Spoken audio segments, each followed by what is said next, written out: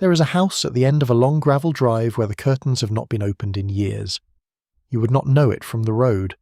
The chimneys still rise. The boxwood hedges are still trimmed by someone who comes on Tuesday mornings without being asked. The brass knocker on the front door has been polished so many times that the lion's face has begun to soften at the edges, worn smooth by a century of careful maintenance. From the road, the house looks occupied. From the road, the house looks like everything is fine. But there is a room on the second floor where a woman once stood at the window in her best dress and watched her own coffin carried down the front steps. She had arranged everything: the flowers, the mourners, the weeping that would be genuine because the people weeping did not know. She stood behind the curtain with one hand pressed flat against the glass, and she watched until the procession turned the corner and disappeared, and then she let out a breath she had been holding for 3 years. This is a story about that kind of escape, about the women who paid doctors to write down what was not true, about the mechanics of disappearance in an age when a wife had very few legal ways to stop being a wife, about what it costs to watch your own life from a distance, and about what, if anything, you find on the other side. Settle in. The fire is low. There is nothing you need to do tonight. If you enjoy listening to sleep stories like this, subscribe. I post stories like this weekly. The houses where these women lived were built to last. That was the first thing you noticed about them.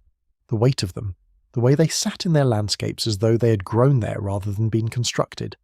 Stone foundations sunk 3 feet into the earth. Walls 2 feet thick that kept the cold out in January and the heat out in August.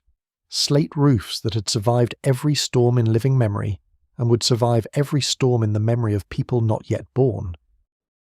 They were Georgian houses, most of them, or Federal or Greek Revival, built in the decades when America's wealthy families were establishing themselves with an architecture that borrowed from the old world to announce that they too intended to last. The proportions were careful. The symmetry was deliberate. There was a front door exactly in the centre, flanked by windows of identical size, and above those windows were more windows of identical size, and the message of all that symmetry was order, permanence, and the expectation of obedience. Inside, the rooms followed a logic that had nothing to do with comfort, and everything to do with the performance of social position. There was a parlour for receiving guests, furnished with pieces that were meant to be admired and not sat upon for any extended period. There was a dining room large enough to seat 16, with a table that could be extended further for occasions requiring it, with silver on the sideboard that was polished every Thursday by a woman who had been polishing it for 20 years and knew the pattern of each piece better than she knew the lines of her own palms. There was a library where the husband conducted business, a morning room where the wife was expected to write correspondence and oversee household accounts, a music room with a piano that the daughters practiced upon, and the wife played on evenings when the house had grown quiet, and she could play what she actually wanted to play, rather than what was expected of her.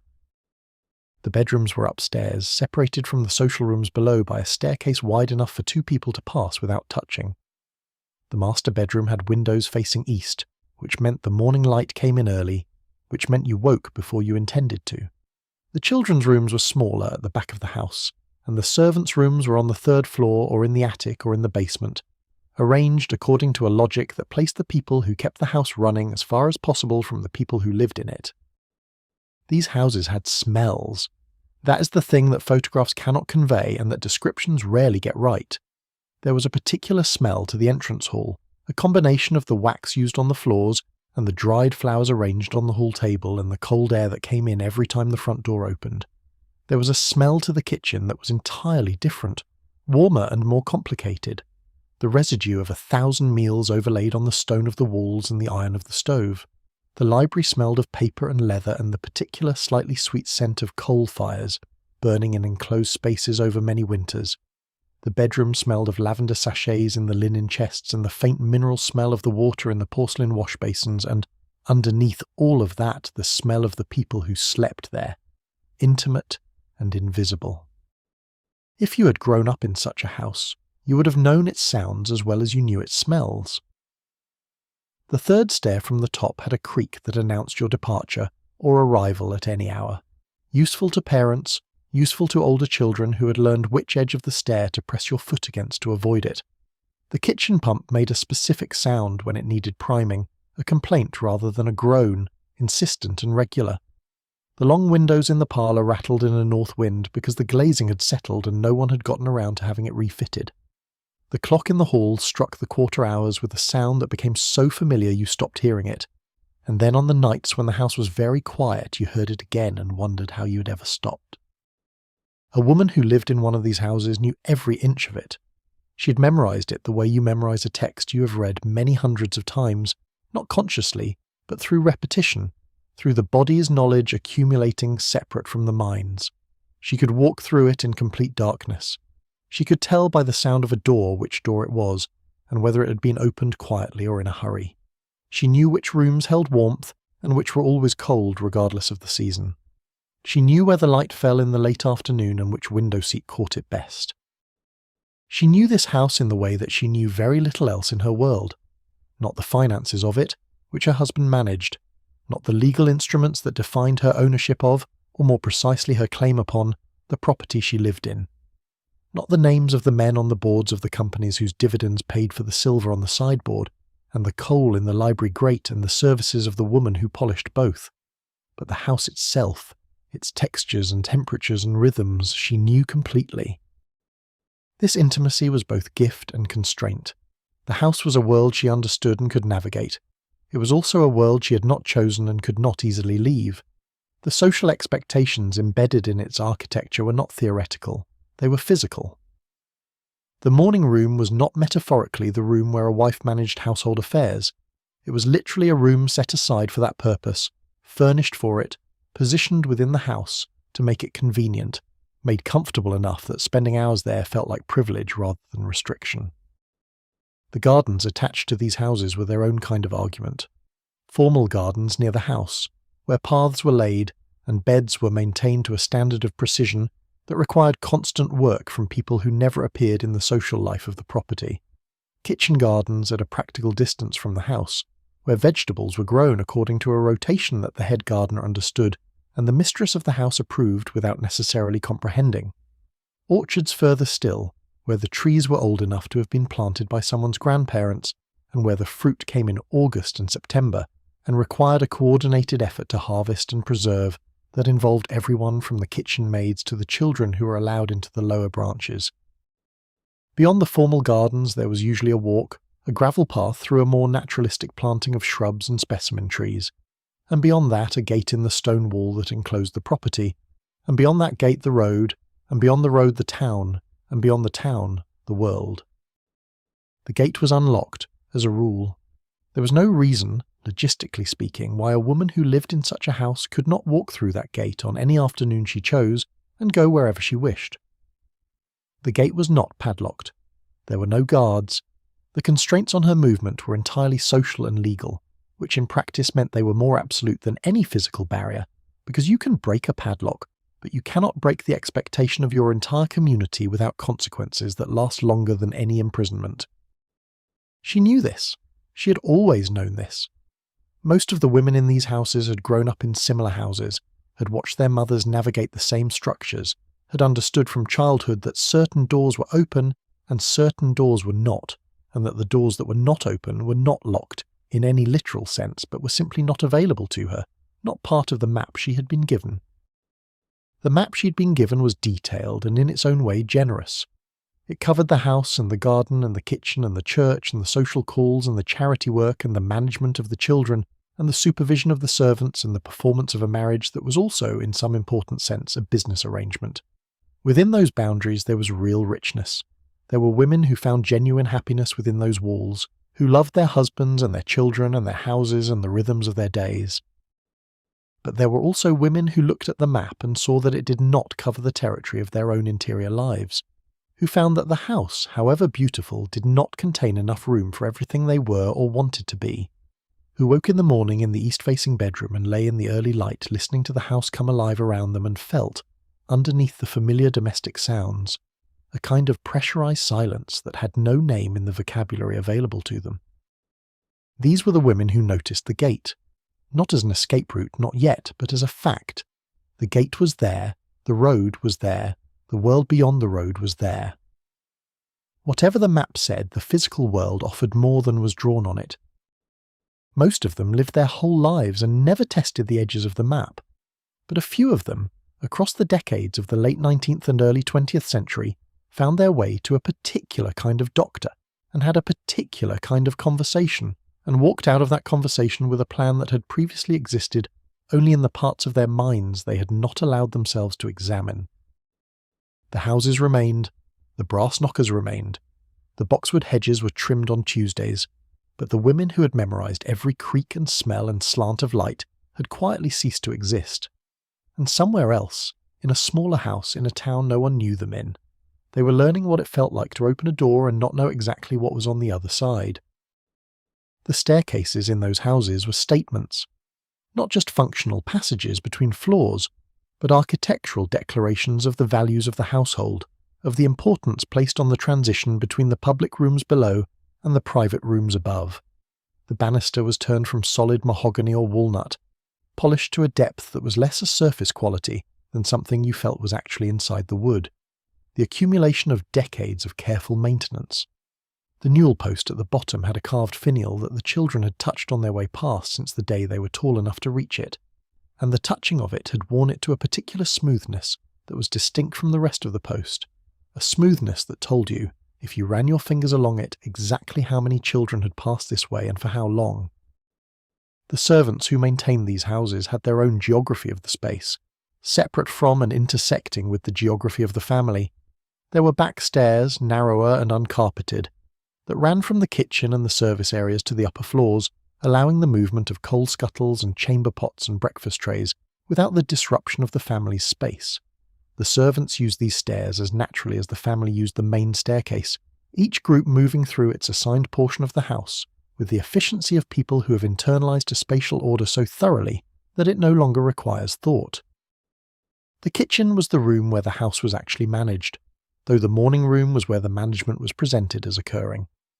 The kitchen had its own hierarchy, its own order, its own rhythms that began before the family was awake and continued after the family was in bed. The cook was its presiding authority, a figure of considerable power in the domestic world whose decisions about the running of the kitchen were, within that domain, largely unquestioned. She had her own relationships with the tradespeople who supplied the household, her own knowledge of where things could be found and at what price, her own standards for what constituted acceptable quality in a cut of meat or a sack of flour. The kitchen smelled of all of this, of the fat rendering in the pan, and the bread rising in the bread tins and the stock simmering on the back of the stove from bones that had been saved for exactly this purpose. These smells penetrated the rest of the house in varying degrees depending on the architecture, more in the older houses where the kitchen was below stairs and its emanations rose through the house, less in the newer houses where the kitchen was in a wing designed to keep the evidence of domestic labour at a comfortable remove from the family's experience of the household. The woman who managed this household knew all of these details. She knew the cook's particular sensitivities and the specific hours during which the kitchen was most efficiently approached with a request for an alteration to the menu. She knew the names of the tradespeople and in some cases the tradespeople's children and the tradespeople's difficulties, because managing a household well required relationships with the people who supplied it, and relationships required knowledge of people as people rather than as purely functional providers of goods and services. She had acquired this knowledge over years of residence in the house, through the daily practice of management that was also, when you look at it from the outside, the daily practice of a kind of intimacy with the infrastructure of the household that was not available to her husband, who occupied the same house but moved through it in a different register, through the public rooms and the library and the dining room, not the kitchen and the linen closet and the storage rooms where the seasonal household tasks were conducted.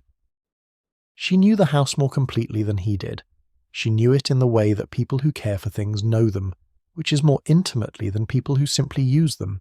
She had made decisions about every surface and every system in the house, had overseen the repairs and the replacements and the improvements, had accumulated a physical knowledge of the building that was as detailed as anything she knew. This knowledge would become, in the months of planning her departure, one of the resources she drew on. She knew which rooms were used and which were rarely entered. She knew the patterns of the household's attention, where it was concentrated and where it was diffuse. She knew the rhythms of the day and the week and the season. She knew, in short, the exact shape of the system she was going to have to move through without being noticed. The houses in the later months of her residence in them had a quality she had not noticed before. She noticed it now with the heightened attention of someone who is about to leave something and knows it. The same heightened attention that you bring to a place you know you will not see again, which makes the ordinary suddenly visible in a way it has not been when you expected it to always be there. The quality she noticed was light.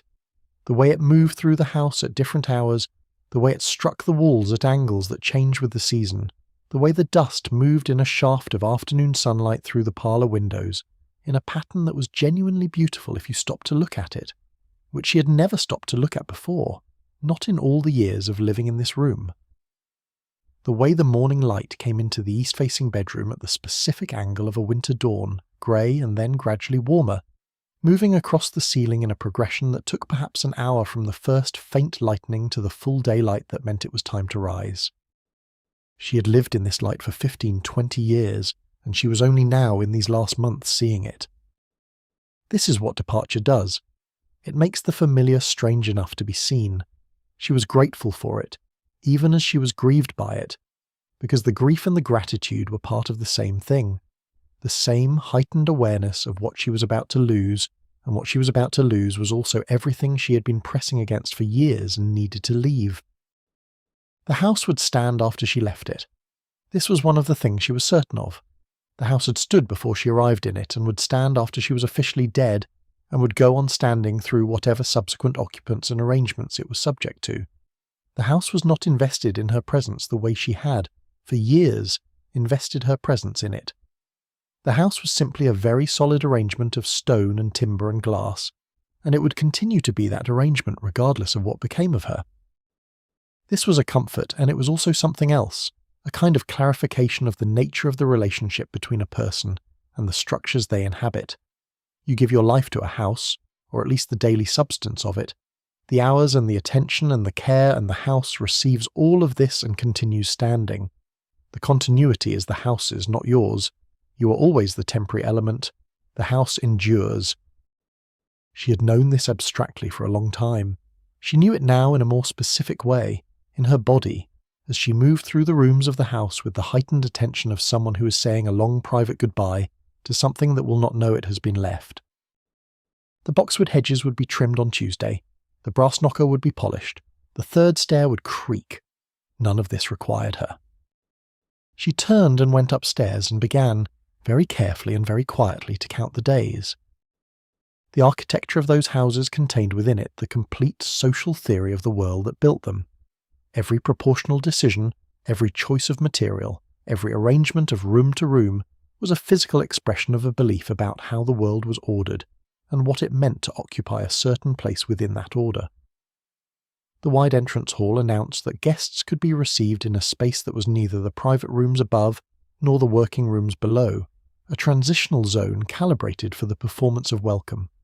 The dining room table, capable of seating 16 or 24 when extended, announced that this household could produce the food and the service and the social occasion that such numbers required, and that the household's resources made this a routine possibility rather than a special effort. The morning room, where she spent so many hours of so many years, was the most revealing room in the house from the perspective of the social order it expressed. It was her room, designated for her use, furnished for her comfort, positioned to give her the morning light and a view of the garden. But its designation was also its constraint. The morning room was her domain because the library was his domain, and the assignment of domains was the physical expression of the assignment of functions, the spatial articulation of the principle that they occupied the same house and served different purposes within it. She had furnished the morning room herself within the limits of what was appropriate. The curtains she had chosen. The writing desk was positioned where she had positioned it to catch the best light in the late morning when the correspondence was heaviest. The small bookcase held the books she had selected, novels and the occasional history, the kind of reading that a woman of her station was understood to find appropriate. The embroidery frame stood in the corner that received the best afternoon light for close work. It was a good room. She had made it as good as the constraints allowed. On the mornings when the light was right and she had finished the most pressing of the correspondence and could allow herself 20 minutes with one of the novels, it had been genuinely pleasant, genuinely hers in the small way the world had designated as her portion. This was the thing she needed to hold clearly in order to understand what she was eventually doing and why. It was not that the morning room was bad, or that the house was bad, or that the life inside it was entirely bad. Parts of it had been good, genuinely, specifically good. The room she had made her own, the friendships she had sustained through social calls and correspondence, the particular pleasure of a well-managed household, moving through its rhythms with the efficiency of a system that understood itself. The love for her children that was the realest thing she had experienced in any of it. The insufficiency was not the badness of the good parts, it was the completeness of the frame that contained them. The fact that the good parts were permitted and the bad parts were also permitted, and neither one was within her power to choose or refuse, that the whole arrangement had been decided by circumstances she had not chosen and could not change from within the arrangement itself. A person in a cage who has been given a comfortable chair and interesting reading material and regular meals is still a person in a cage. The quality of the furnishings does not alter the nature of the situation. She had taken a long time to reach this clarity, and the reaching of it had not been comfortable, because it required her to see something she had preferred not to see, to name something she had been trained to accept as simply the nature of things. When she finally named it, clearly and without the softening that she had previously brought to the examination, the plan followed with the logic of a conclusion following from a premise. The premise was that she was in a cage. The conclusion was that she needed to get out. The mechanism was the most extraordinary one available. The law that shaped their lives was old by the time these women were born into it.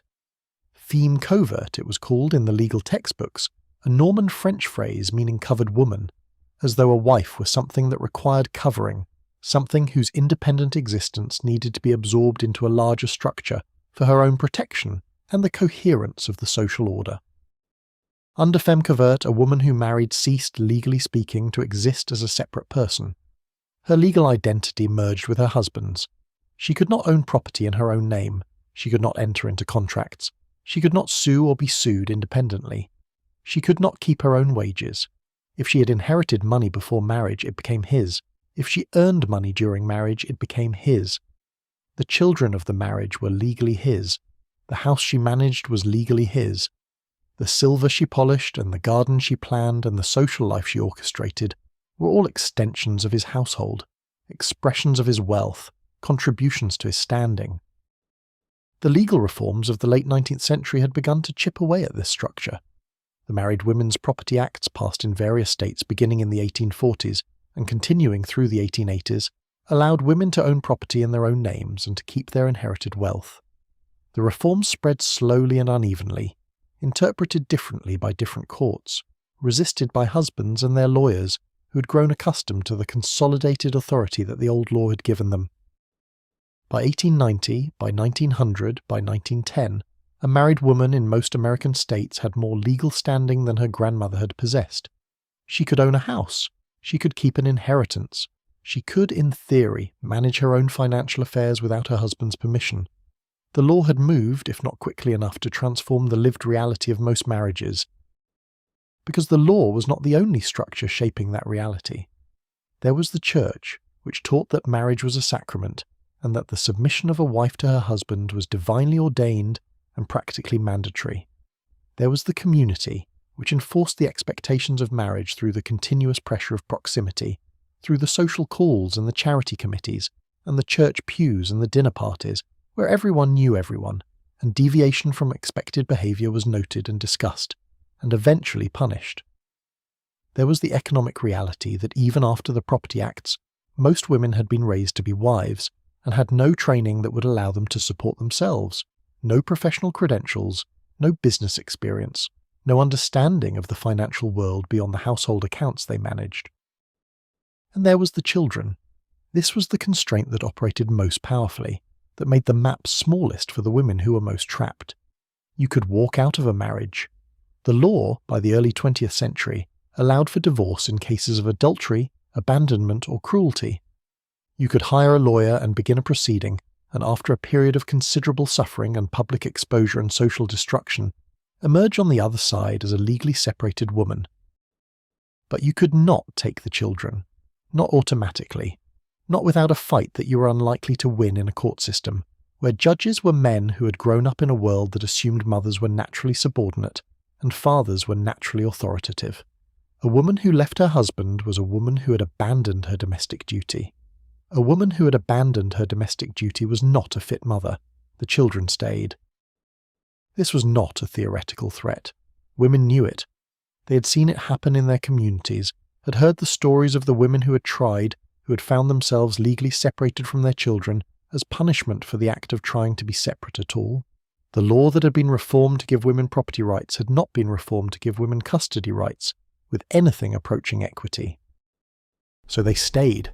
Most of them stayed because of the children, or because of the money, or because of the community, or because of the church, or because of the accumulated weight of all of these things pressing down simultaneously, making the idea of leaving feel not just difficult but physically impossible, like trying to lift a weight that was also the floor.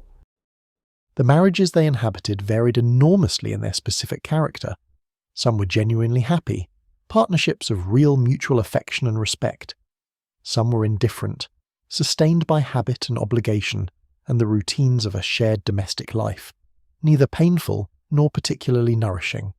Some were quietly cruel, conducted in the controlled tones of people who understood that public scenes were not acceptable, that whatever happened inside the house stayed inside the house, that there were ways of making someone's life small and difficult and joyless that left no marks that anyone else could see. It was the last category, often, though not always, that produced the women who found their way to a doctor's office with a plan. Because for those women, the ordinary structures of a trapped life were not sufficient explanation for what they eventually did. The ordinary unhappiness of a constrained existence had been something they had managed for years, with the resources available to them. The needlework and the novels and the charity work and the friendship of other women in similar situations. The particular pleasure of a well-run household.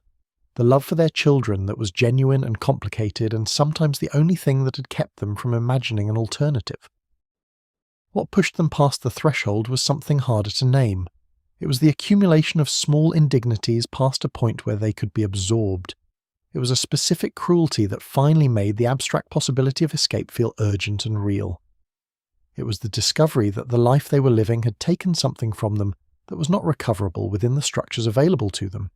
It was, sometimes, simply the moment when they stopped being able to perform what was required of them, when the effort of maintaining the surface became greater than they could sustain. The performance of a marriage for women in these households was itself a considerable labour. You had to manage the household with a competence that reflected well on your husband's status. You had to appear at social events in a condition that signalled prosperity and happiness. You had to maintain the fiction, in your interactions with your children, that their father was a figure worthy of respect even when your private knowledge of him made that performance painful. You had to manage the servants in a way that was authoritative but not unseemly. You had to be charming at dinner parties and organised at charity meetings, and gracious at church and patient in the mornings and, in the bedroom, whatever your husband required. The women who eventually took the drastic step of faking their own deaths had usually, by the time they did it, been performing this life for years or decades. They were not impulsive women. The records that survive of them, the letters and diaries and court documents and occasional newspaper accounts, describe women who were, if anything, unusually capable. Women who'd managed complicated households and difficult husbands and demanding social obligations with a precision that suggests extraordinary competence and self-discipline. The discipline, in the end, was part of what made the plan possible. You needed to be organised to disappear successfully. You needed to be able to hold a secret under conditions of considerable stress. You needed to be able to maintain a performance, one last and most important performance, for the months during which you were arranging your exit. They had been practicing that performance their whole lives.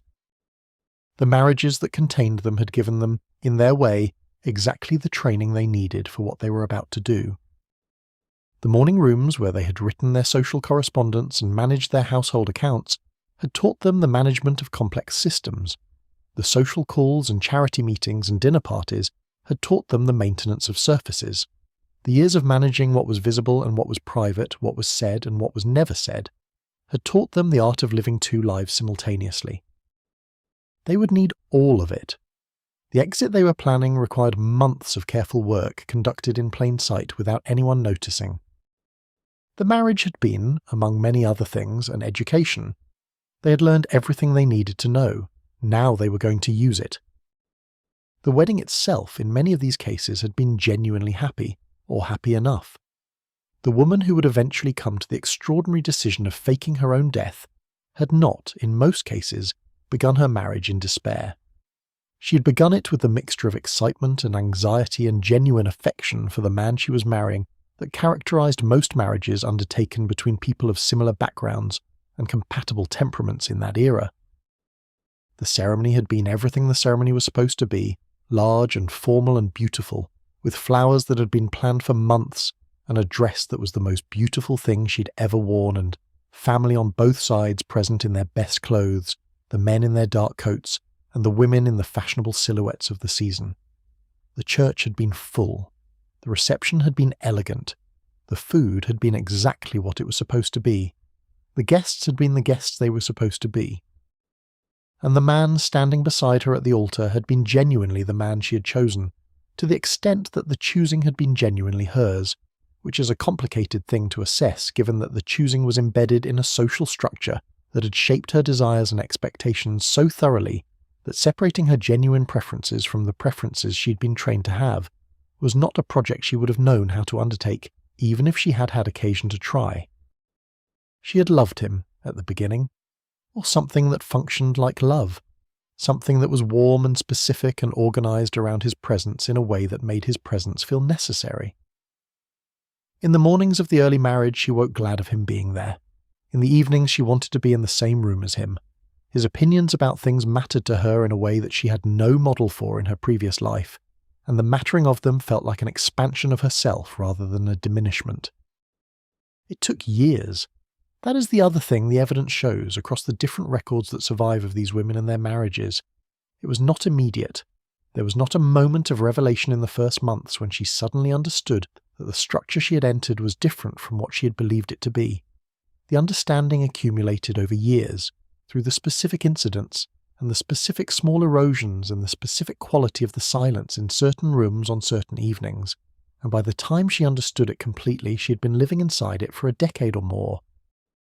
The specific incidents varied. In some marriages, the incidents were overtly cruel, instances of behaviour that were unambiguous in their nature and their meaning, that left a mark on the interior life of the woman who experienced them even when they left no physical mark. In other marriages, the incidents were subtler, a pattern of dismissal that was so casual and so consistent that it took years to understand it as a pattern rather than as isolated moments, a habit of overriding her preferences and her judgments in ways that were presented as care or as superior knowledge rather than as the exercise of authority, a way of making her feel that her opinions were charming rather than serious, interesting rather than worth acting on. The dismissal, when it came in that form, was perhaps harder to name and harder to resist than the overt cruelty. Overt cruelty can be described, reported, named. The pattern of subtle dismissal does not have easy language. It lives in the specific tone of a specific comment at the dinner table, in the way a husband describes his wife's opinion to their guests as though describing a child's endearing but ultimately irrelevant view of an adult matter, in the way decisions are made that affect her life and her household without being discussed with her, not from malice but from the simpler assumption that consultation was unnecessary. These patterns, maintained over years, did something to a person. They did something to the sense of one's own reality, to the trust in one's own perceptions and judgments. If enough years pass in a household where your perceptions are consistently treated as less reliable than someone else's, where your judgments are regularly overridden by judgments you did not share and were not asked to share, where your preferences are accommodated when they align with the household's convenience and set aside when they do not, eventually the habit of trusting yourself becomes difficult to maintain. This is the thing the women who eventually took the extraordinary step of leaving were often recovering from. Not just the constraint of the legal and social structures, which was real and significant, but the specific damage that had been done to their interior certainty over years of living in a household where that certainty was not treated as worth consulting. The recovery happened in the new life. It happened slowly, the way all genuine recovery happens, not through the dramatic restoration of something fully intact, but through the gradual accumulation of small confirmations that the thing is still there, that it survived, that the self that had been systematically undertreated was still present and capable of being known. She made a decision about how to arrange the small apartment, and the decision was hers, and it worked. She chose a route for her morning walk, and the route was pleasant, and the pleasantness was the direct consequence of her choice. She formed an opinion about a novel, and the opinion was hers, and she wrote it down in the journal, and reading it back the next day she found that it still seemed correct, that her judgment had not been revised by anything external. These were small confirmations. They accumulated. But in the years before the departure, in the years of the marriage, the damage had been real. And the recognition of the damage when it came was the thing that made the impossible plan feel not just possible but necessary. She had sat in the morning room on an ordinary Tuesday afternoon, perhaps, or a Thursday, and she had looked around the room with the particular clarity that comes sometimes without warning, and she had understood that she was not going to recover what had been taken from her inside this structure, that the recovery required a different context, that the different context was not available within the legal and social framework of the marriage, that the only available context was one she would have to build from nothing, on the other side of a deception so complete that it would cost her things she could not quantify. She had looked at the cost. She had looked at it for a long time. She had looked at it until she was sure she understood what she was looking at. And then she had picked up her pen and continued writing the correspondence that was waiting, and nobody watching her that afternoon would have seen anything at all. The legal reforms that were slowly changing the landscape of marriage for women in the early 20th century were real, but they were not fast enough, and they were not yet sufficient.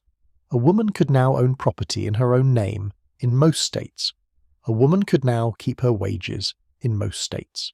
But a woman could not yet obtain a divorce without proof of specific grounds, could not yet expect custody of her children as a right, rather than as a gift of the court, could not yet exit a marriage with her children and her independence intact without enduring a public process of legal and social destruction that had its own costs. The women who chose the extreme option were not unaware of the legal options. They had thought about them. They had in some cases consulted lawyers, carefully and indirectly, in ways that would not be noticed. They had been told what was available, and they had assessed it, and they had determined that what was available was not sufficient for what they needed.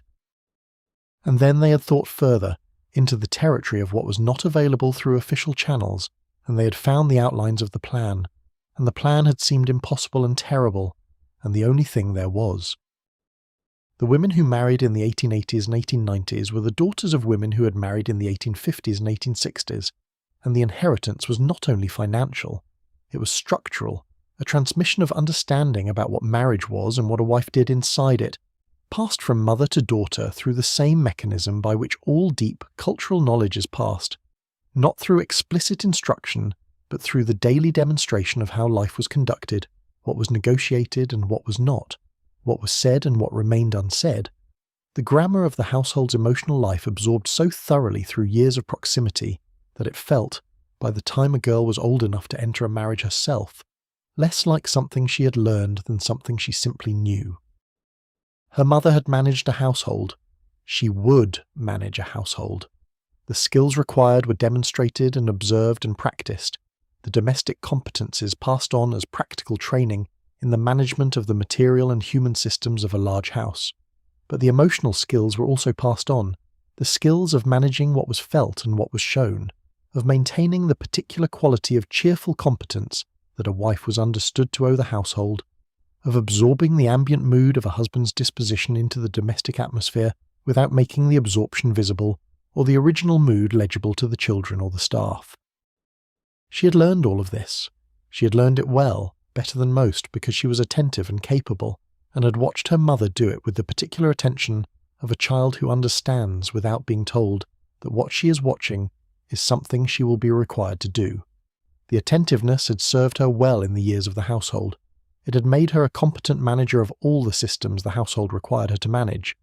It had also, over the long run, served as the instrument of her own containment, because a woman who has been trained to manage her own responses to an institution is also a woman who's been trained to keep herself inside it.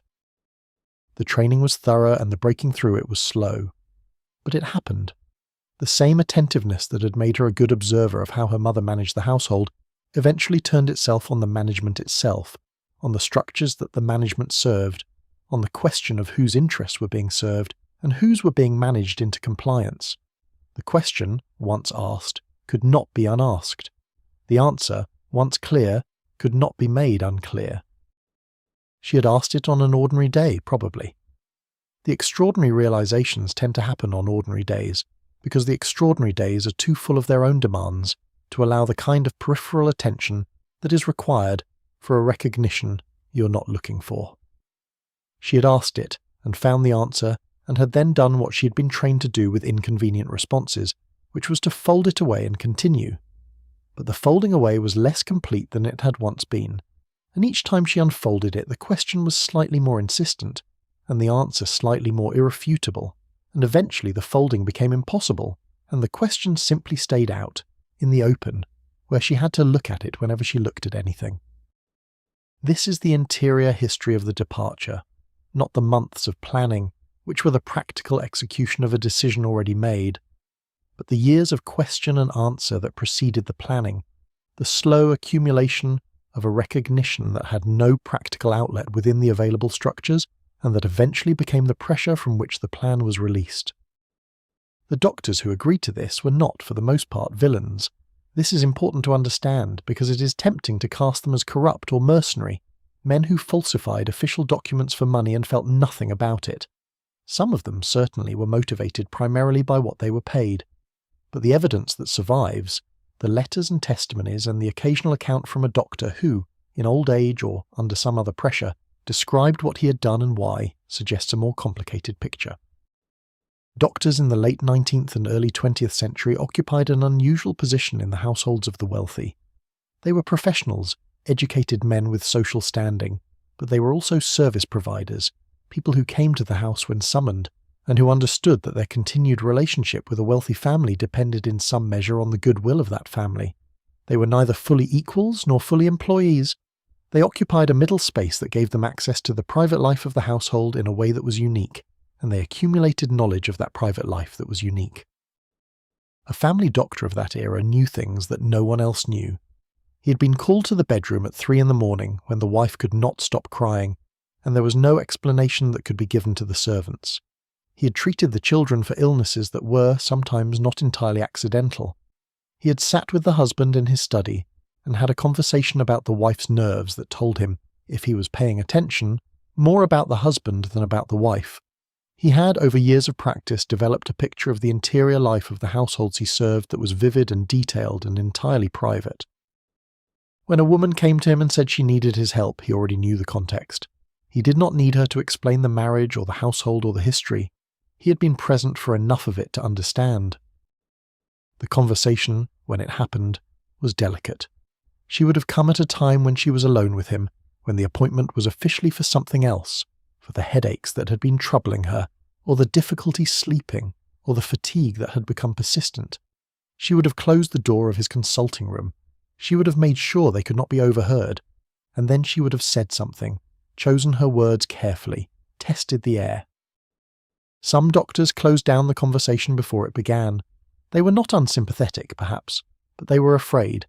The falsification of a death certificate was a criminal act. The penalties for it were real. Whatever their private feelings about the woman sitting across from them, whatever their private assessment of the household she was trying to escape, they could not afford to be involved. They expressed their regrets in professional language and moved on. But others listened, and in their listening, they made a calculation that was not entirely mercenary and not entirely moral, but something in between, something that the word compassion gestures toward without quite reaching. They had seen what happened to women who stayed in marriages like this one.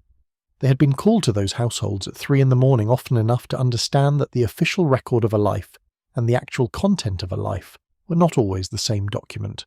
They had treated the injuries that were officially accidents. They had administered the sedatives that were officially for nerves. They had signed off on the official explanations for things that were not, in fact, what the official explanation said they were. And now a woman was sitting across from them and asking them to write something down that was not true, on a document that would be believed because it came from them, and the thing she was asking them to write down would allow her to leave. The mechanics of what they agreed to were precise and required planning. A death certificate in the early 20th century named the cause of death, the date, the attending physician. It was signed by the doctor and filed with the county recorder's office, where it became part of the public record. Once filed, it was very difficult to challenge, because the challenging of a medical certificate required the assertion that a licensed physician had falsified an official document, which was both a serious legal allegation and a difficult one to prove. The doctors who agreed to file a false death certificate had to manage several things at once. They had to produce a believable cause of death, one that fit the medical history of the woman, that was consistent with an illness that the household had already been told she was suffering from, that would not prompt questions from colleagues who might, in the ordinary course of things, have expected to be consulted. They had to ensure that no autopsy was required, which meant the cause of death needed to be one that a family could reasonably refuse an autopsy for on grounds of grief or religious conviction, and they had to have in place a body, or a convincing representation of a body, for the burial that would follow. This last requirement was the most logistically complicated and the most ethically murky. There were cases, documented in the fragmentary record that survives, where the body in the coffin was someone else entirely, a woman who had died in a poorhouse or a hospital without family to claim her, whose death was unremarkable enough that no one would notice if her remains were transferred. There were cases where the coffin was filled with weighted material and sealed, and the family was told that the woman's condition at death made viewing inadvisable. There were cases where the whole arrangement happened so quickly, and the grief of the surviving family was so genuine and overwhelming that the practicalities were simply not examined. The money changed hands in ways that were discreet. A doctor did not receive a direct payment labelled in any obvious way. The payments were embedded in larger financial transactions, in fees for extended treatment, in gifts to the doctor's charitable interests, in the kind of transfer that looked, on any document that might later be examined, like the ordinary commerce between a wealthy family and their physician. The woman, for her part, had to have arranged the money before she died. This was complicated by the legal structures of marriage, by the fact that she had very limited independent access to significant funds. Some women had inherited money that was held in trust and technically theirs. Some had been quietly saving for years from the household allowance, accumulating amounts small enough not to be noticed, large enough to be useful. Some had arranged for a trusted friend or relative, someone who knew and was complicit, to hold money on their behalf. The arrangements varied, but in every case the essential transaction was the same. She was paying for a piece of paper that said she was dead. The piece of paper would be believed because it came from someone whose word carried official weight, and the official weight of that word would buy her something that money, in the normal channels available to her, could not purchase. It would buy her the legal fact of her non-existence. It would buy her the right to start again. The doctors who made this possible were not, as I said, primarily villains, but they were also not heroes. They were men who had accumulated enough private knowledge of private suffering to make a decision that was, from a strictly legal standpoint, indefensible. They made that decision for a complicated mix of reasons that included money and fear and compassion, and, sometimes, a private moral conviction that the law was wrong, that the structures it enforced were unjust, and that there were cases where the falsification of a document was less dishonest than the false document of a life it allowed someone to escape. Whether they were right is not a question that has a clean answer. They broke the law. They participated in a deception that caused genuine suffering to the people who were deceived. The husbands who mourned their wives and buried their grief in ceremony were mourning something that was not true. The children who grew up believing their mother was dead were growing up with a wound that was real, even if its cause was not what they had been told. The doctors knew this. Most of them probably. And they did it anyway, or they did not. And the women who found the ones who had went forward, and the women who found the ones who had not had to find another way or stay. The consulting room where this conversation happened was quiet. The clock on the mantelpiece ticked. The medical textbooks stood in their rows on the shelves. The woman and the doctor sat across the desk from each other and spoke very carefully about something that neither of them would ever write down exactly as it happened. Outside, through the consulting room window, the ordinary street continued its ordinary life. People passed on the pavement. A cart horse waited at a corner with the patience of large animals, for whom waiting is simply the condition of existence. The sounds of the city came in muffled, familiar, continuous. Inside, a decision was being made that would change at least one life beyond recognition. The doctor reached for his pen, or he did not, and the story went one way or another from there. The specific language of those consultations, when the woman finally spoke plainly to the doctor she had decided to approach, was remembered differently by the different parties who were sometimes, decades later, asked about it. The doctor, if he spoke at all, spoke in the language of medicine and professional obligation, describing a patient in distress and the therapeutic considerations he had weighed. The woman, if she survived to speak of it, spoke in the language of necessity and desperation, and a particular kind of clarity that comes when you have exhausted the alternatives. What the two accounts shared, when they could be compared, was the element of duration. She had not arrived at this conversation quickly. The decision to approach the doctor had itself taken months to make, and months before that to conceive of as a possibility. She had watched him for years before she spoke to him, had assessed his character through the ordinary interactions of a family medical relationship, had formed a view of him as a person rather than only as a professional, had come to a conclusion about whether he was someone who could be trusted with something like this. The doctors she had decided not to approach were also part of the story, though they left no record of the conversations that did not happen. There had been, in most cases, at least one doctor who had been assessed and rejected before the one who was approached. The rejected doctors were rejected for reasons that were various and that she held privately, did not discuss, buried in the private account of the months of preparation that she would never write down for fear of what writing it down would produce. The doctor she did approach had qualities that she had observed over years. He was discreet, first and most importantly. He had handled private information about the household before, had been present for things that were not discussed with the household staff or the social circle, and had maintained the confidentiality of those things with a consistency that she had noted and that informed her assessment of him. He was not a man who enjoyed the possession of secret information, who used the access his profession gave him to the private lives of wealthy families as a form of social currency. He held what he knew quietly, as a professional obligation he took seriously. He was also, she believed, a man of some moral complexity. Not simple, not someone whose behaviour could be predicted by reference to a single set of rules. He had opinions about the world that went beyond the narrow scope of his professional function, opinions that she had encountered in the occasional conversations they had had when the nature of the appointment allowed for a little more than the purely clinical. He had read widely. He had views on the social questions of the day that were not the automatic views of a man of his class and time. He was not a radical, but he was not unreflective. These qualities did not guarantee his cooperation, but they made cooperation seem possible in a way that it would not have been possible with a simpler man, a man whose moral world was more rigid, whose response to the request would have been governed entirely by the professional rules rather than by any capacity for the kind of moral reasoning that could accommodate the complexity of what she was asking. The conversation itself happened in pieces over more than one appointment. She had not arrived at the first appointment and stated her request directly. That would have been too abrupt, too dangerous, too easily refused before she had had the opportunity to make the case.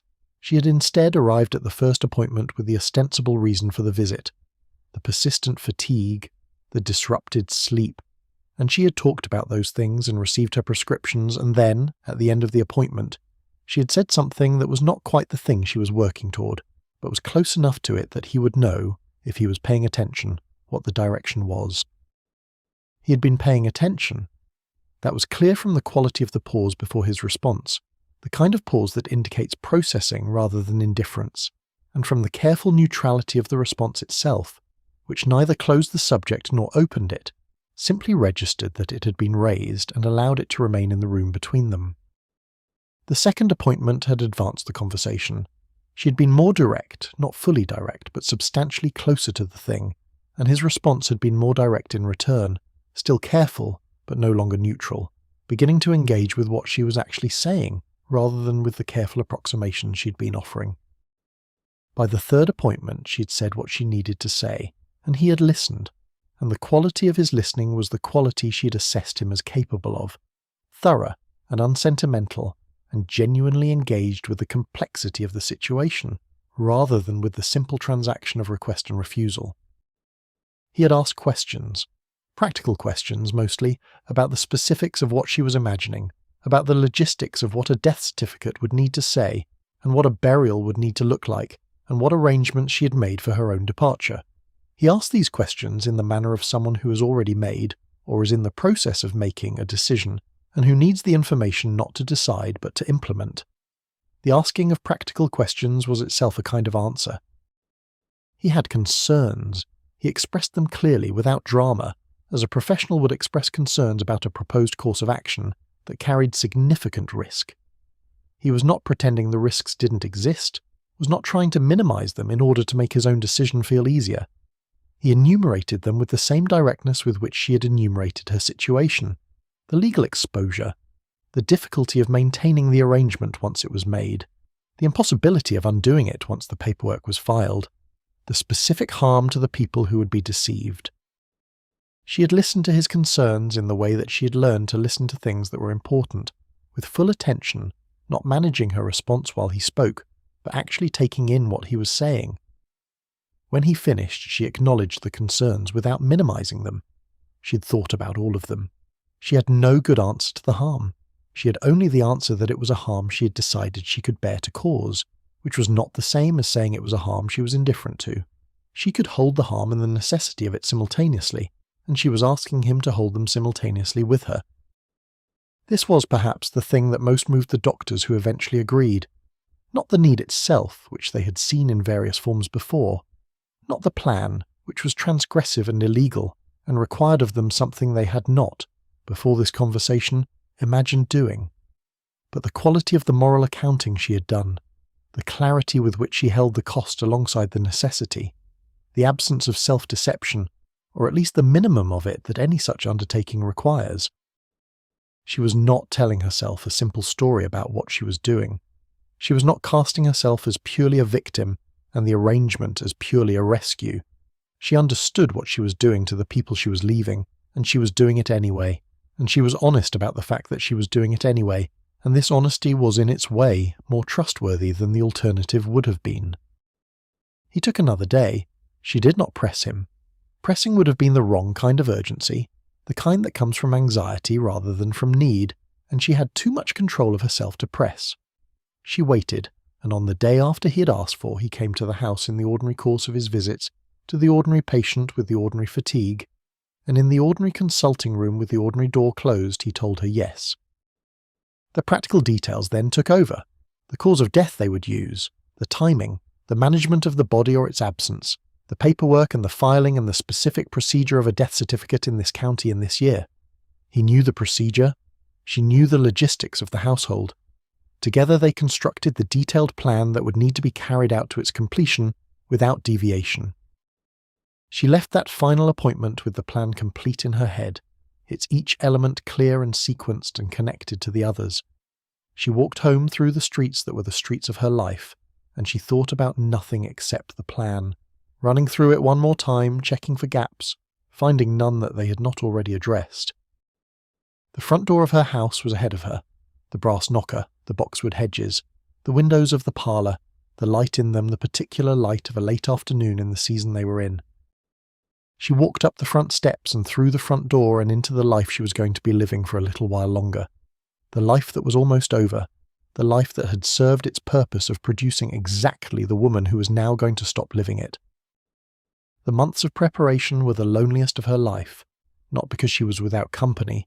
She was surrounded by it, by her husband and her children, and the servants, and the social obligations and the routine demands of a household that continued, indifferent to her interior state, to require management. But because she was entirely alone in what she was carrying, the plan in her mind and the life around her had to be kept completely separate, and the effort of maintaining that separation was a constant private labour with no rest. It began with money. It always began with money, because without money you could not go anywhere and stay there, and if you could not stay somewhere you could not be gone, not really, not in any way that would last. She had to accumulate enough quietly and over time that she could establish herself in a new place without immediately requiring more, without making the kind of financial inquiries that might eventually connect her new identity to her old one. The amounts required were not enormous by the standards of the household she was leaving, but they were enormous by the standards of what she could access without raising questions. Her household allowance was generous, by the standards of the time, but it was also monitored, not closely enough that she could not work with it, but closely enough that large withdrawals would be noticed.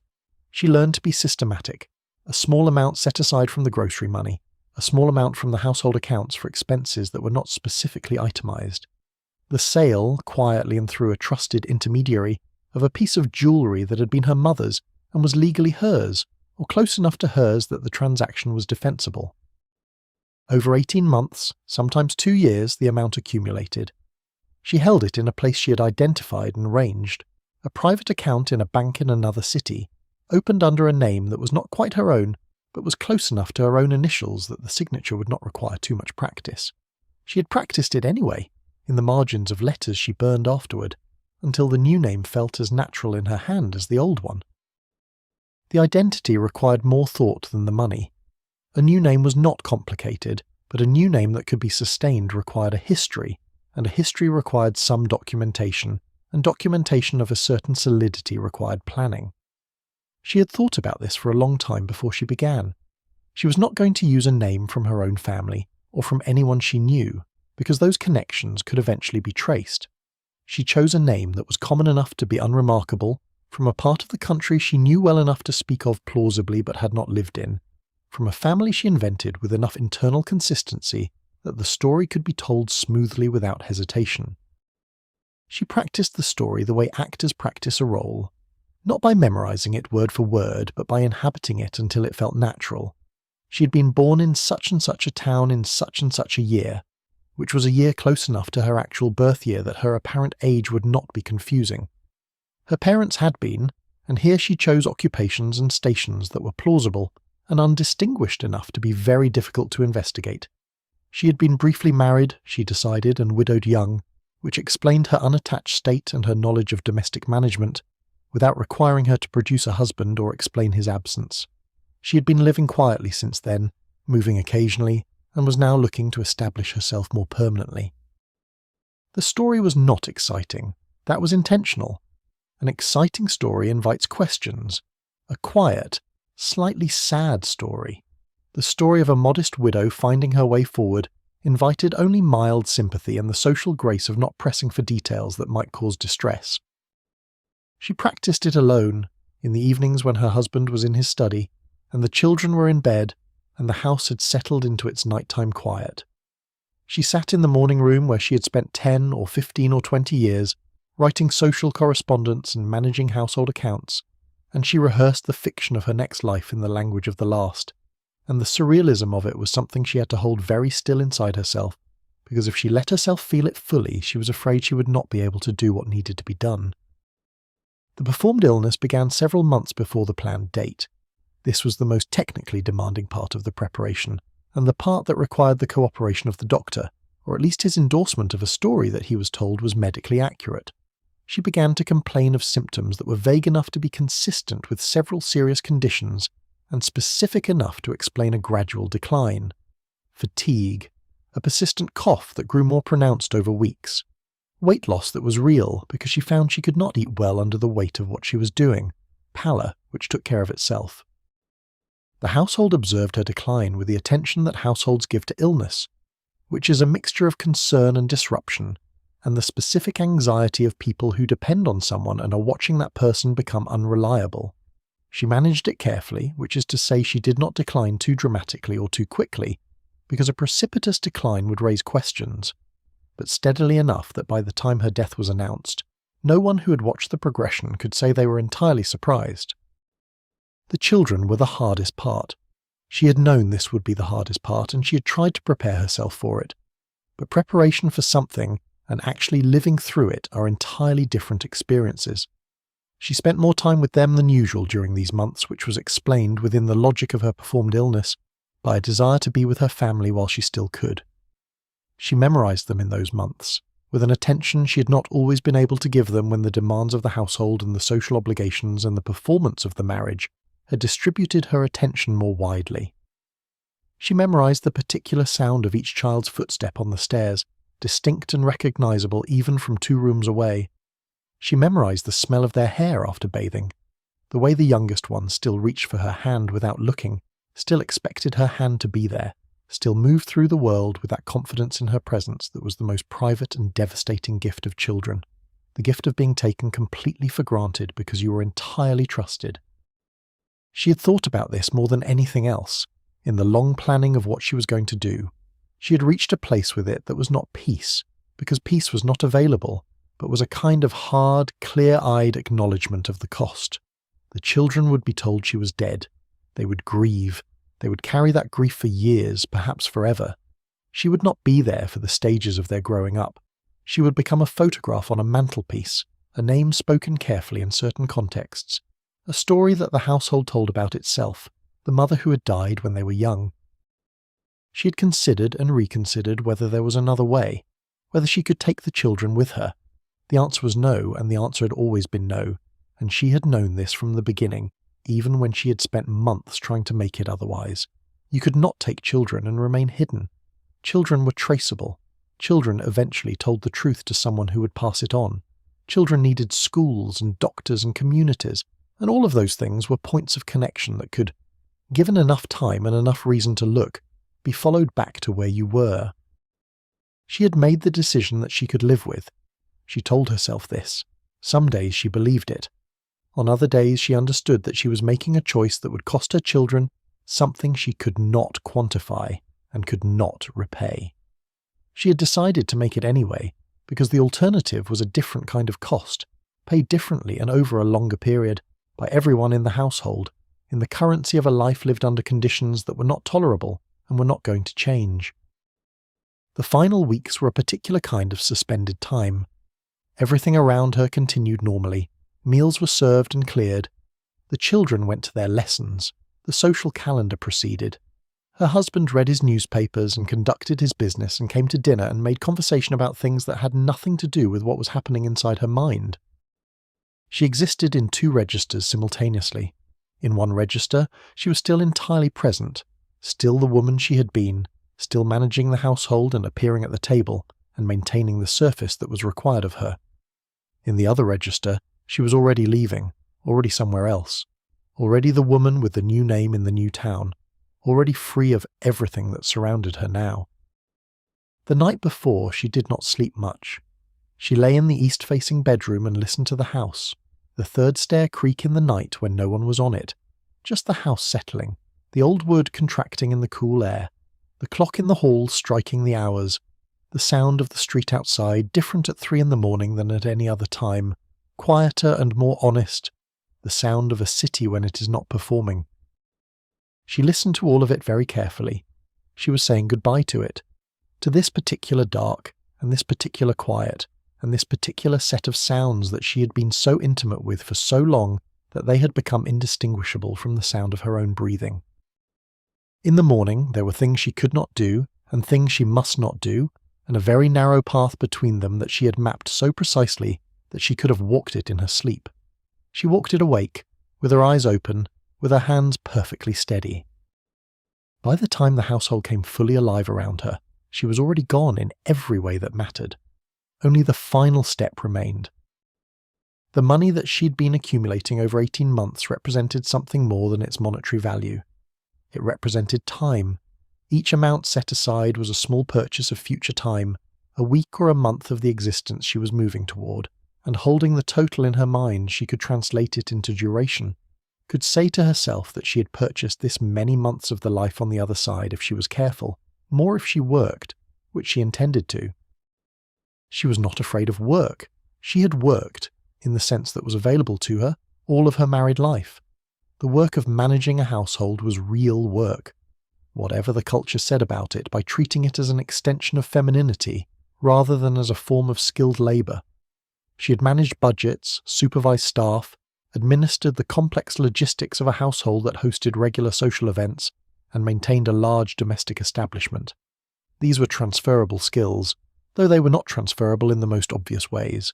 She could not present herself as a household manager for hire without inviting questions about the households she had previously managed, and questions of that kind were not questions she could answer safely. What she could do was simpler work, work that did not require the kind of credentials or references that could be checked too closely. She could sew, which was a skill that women of her background had been trained in from childhood, and she could sew well, better than many, with the particular precision that had been instilled in her through years of needlework instruction that had been presented as a social accomplishment, and was in fact a practical competence. She could keep accounts, a skill she had practiced in the household, and that translated to small commercial applications. She could teach, though she would need to teach things that did not require documentation of formal qualifications, and language seemed the most natural option given what she already knew. The French she had been speaking since girlhood would become, in the new life, a source of income if she could find students willing to study with a woman whose credentials consisted of her demonstrated ability to speak and read and write the language fluently, without the formal certification that might eventually become standard but was not yet universally required. There were always children in prosperous families who needed languages. There were always women in aspiring families who wanted the accomplishment for social reasons. The teaching of French, conducted quietly and by arrangement, was work she could do without documentation. These plans were made at the level of contingency rather than certainty. She did not know exactly what the new life would require, or exactly what she would be capable of when she was living it. She made the plans as structures to have available, rather than as fixed programs to follow, because she had learned from the experience of managing a complicated household that rigidity in planning was less useful than the habit of flexible response to what was actually there. The children had become, in these months, both the most painful element of the plan and the element she thought about most strategically. Painful because of what she was doing to them, which she had understood fully from the beginning, and which became more fully understood, not less, as the time shortened and the knowledge that she was about to do it became more immediate. Strategic because the question of how to leave something behind for them, some presence or some provision or some thread of connection that could survive the official fiction of her death, was one she had thought about with the same systematic attention she brought to every other element of the plan. The financial provision was simplest. There was money, legally hers or close enough to hers, that could be arranged to reach them through channels that did not require her living presence. She had spoken to the person she trusted with this, not explaining everything but explaining enough, and the arrangements were in place. The children would receive, through the ordinary mechanisms of inheritance and investment, the financial consideration she was able to arrange for them. The emotional provision was harder and in the end less complete. There are things you cannot give someone by arrangement. You can arrange for a sum of money to reach them in a certain year. You cannot arrange for the particular comfort of a specific presence on a particular night when that comfort is needed and not available through any other channel. You cannot transfer through any instrument the specific knowledge of your children that you have accumulated through the daily proximity of their lives, cannot leave it anywhere that they can find it when they need it. You can love them from a distance. You cannot be there from a distance. These are different things. She held this. She held it and she kept working, because the alternative to working was stopping, and stopping was not available. Not now, not at this stage, not after everything that had been done to get here. She was committed. The word commitment is too small for what she was, which was more like someone who has boarded a ship that is already moving, and understood that the shore is no longer reachable by any means she has. The ship was moving. She needed to be on it completely, with all of her attention and all of her capability. The partial attention of someone still facing backward toward the shore was not the kind of attention that would get the ship to where it needed to go. She practiced the new name until it was hers in a way that the old name no longer was. She practiced the story until it was more real to her than the true story, or at least as real, lived in the same part of the mind where lived experience is stored rather than in the part where learned information is kept. She had always been good at learning things thoroughly. She brought this quality to the most important performance she would ever have to give. The household around her continued in its rhythms. The cook made the meals, the housemaid cleaned the rooms, the children went to their lessons and came home and ate their suppers and went to bed. Her husband came to dinner and discussed the day's concerns, and retired to his library and was present in the house, in the particular way he was always present in the house, which was substantial and occupying, and something she'd been moving through and around and under for many years. She moved through it for these final months with a precision that was almost affectionate, because she was seeing it for the last time, and the seeing for the last time had changed what she saw. Not into something better than it was, not into something forgivable that was not forgivable, but into something more specific, more particular, the specific daily reality of a household that she had given a great deal of her life to and that she was about to leave. On the last ordinary night, the night before the plan's final execution began, she lay in the east-facing bedroom and listened. The third stair, the clock, the slight rattle of the parlour windows in the wind that had come up in the evening and was still moving through the trees at the edge of the property with a sound like something trying to get in, persistent and eventually quiet and then gone. She had said her goodbyes to the house, though the house did not know it, to the rooms and the smells and the textures and the light and the specific quality of the silence at 3 a.m, when the household was entirely at rest and the only sounds were the sounds of the building itself. She had loved this house, in the way you love something that has been your world, even when the world is also a constraint. She would not see it again. She closed her eyes in the dark of the east-facing bedroom and waited for the morning that would change everything. That was already, in the only way that mattered, already here. There is a particular quality to the memory of a smell. Of all the sensory memories, the memories that are organized around smell are the most involuntary and the most complete, arriving without warning and producing, in the moment of their arrival, something that is less like remembering and more like being briefly returned to the place where the smell first registered. She had discovered this about herself in the new life, when a smell she had not expected would arrive from somewhere in the city around her, and she would be, for a moment, entirely back in the house she had left, standing in a specific room at a specific time of day with the specific weight of that life around her. The smell of coal fires in enclosed spaces brought back the library, where he had spent his evenings and where the fire burned against the cold of the large room.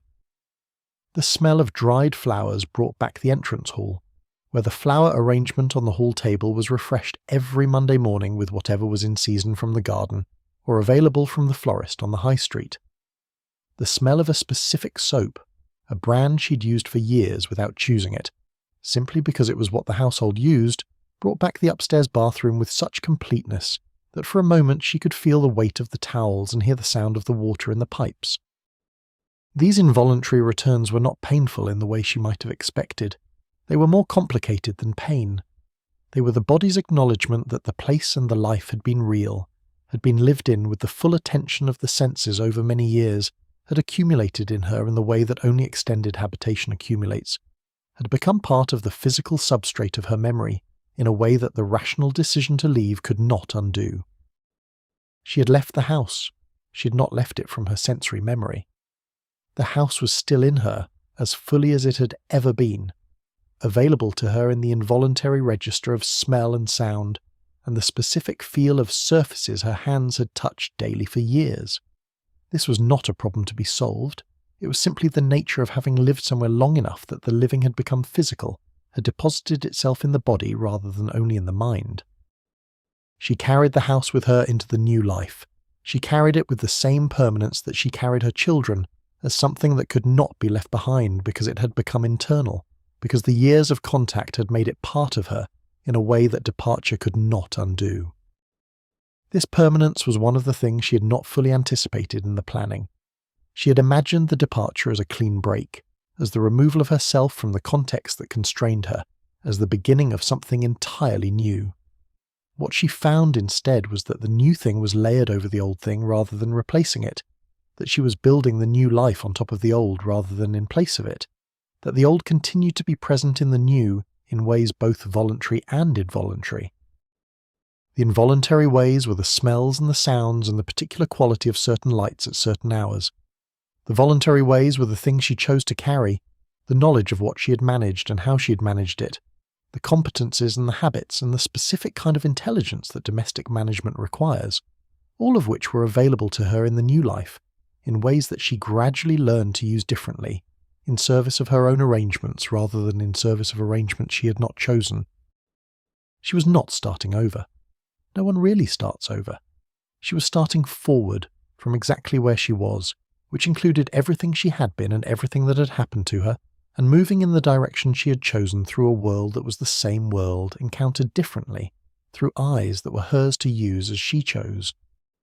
The window she had chosen was on the second floor of the house across the street.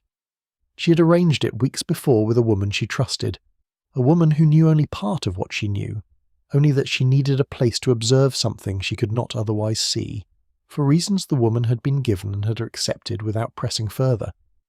The The woman who had agreed to this was not entirely innocent of what was happening, but she was not entirely informed either, and that space of partial knowing, that deliberate not quite understanding, was itself a form of kindness and a form of self-protection. She had arrived at the house before dawn, quietly, in clothes she had brought separately over preceding weeks so that nothing was taken from the house on the morning itself. She had climbed the stairs without being told which room, because she had been in this house before and she knew which window faced the right direction. She had positioned herself at the edge of the curtain, where she could see without being seen, and she had waited. The morning went slowly in the way that mornings go slowly when you're waiting for something that cannot be hurried.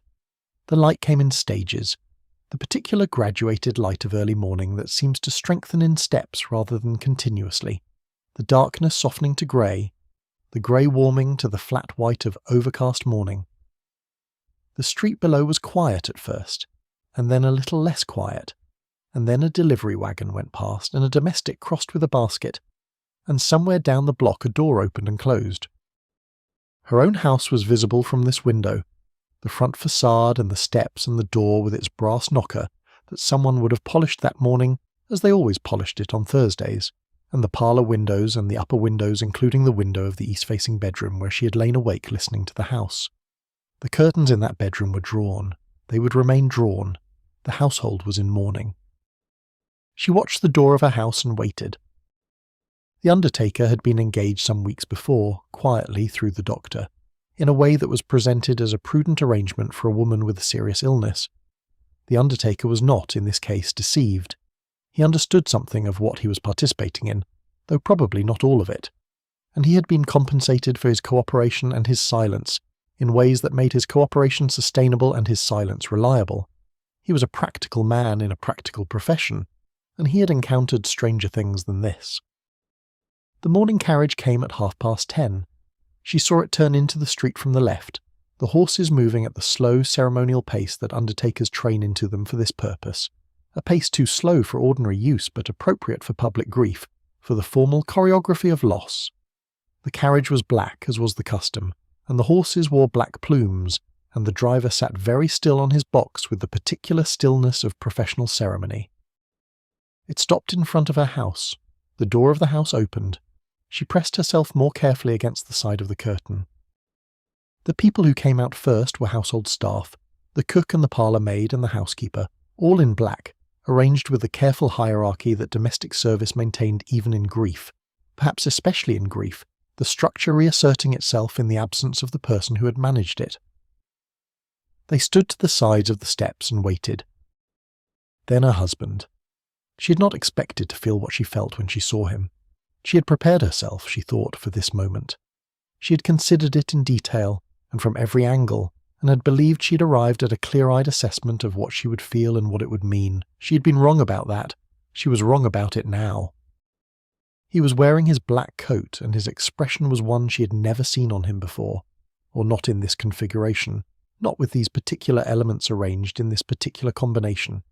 She had seen him angry, and she had seen him bored, and she had seen him performing affection and performing authority, and performing the role of head of household at various social occasions.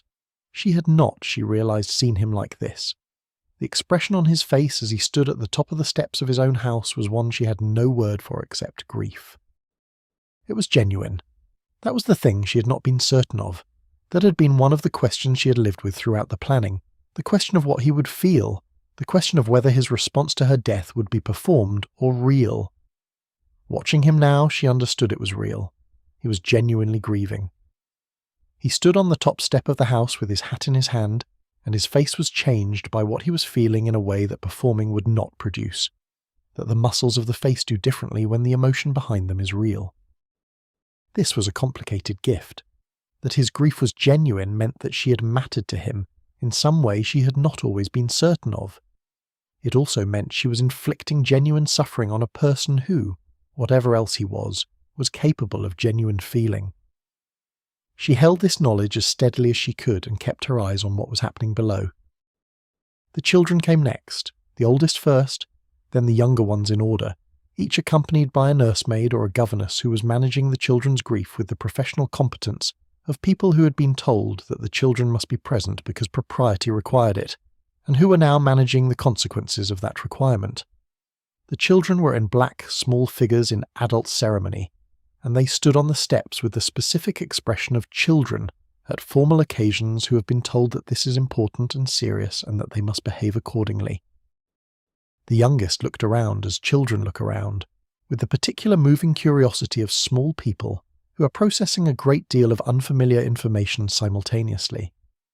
She looked up at the houses across the street with the wide general gaze of a child who has not yet learned to control where her attention goes, and for a moment her gaze passed across the window where her mother stood hidden, and nothing happened.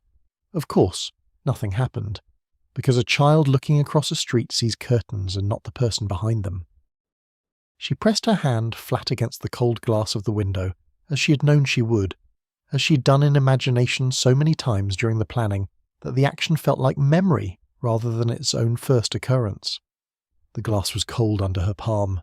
Outside, her child's gaze moved on to something else.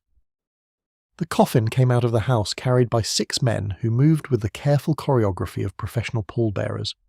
People who understand the weight they're carrying and the symbolism of carrying it without visible effort, without stumbling, without any indication that this is difficult. The coffin was of polished wood with brass fittings, which was what had been ordered, which was what had been arranged weeks before with the undertaker who knew something of what was happening. The coffin was closed. It would remain closed.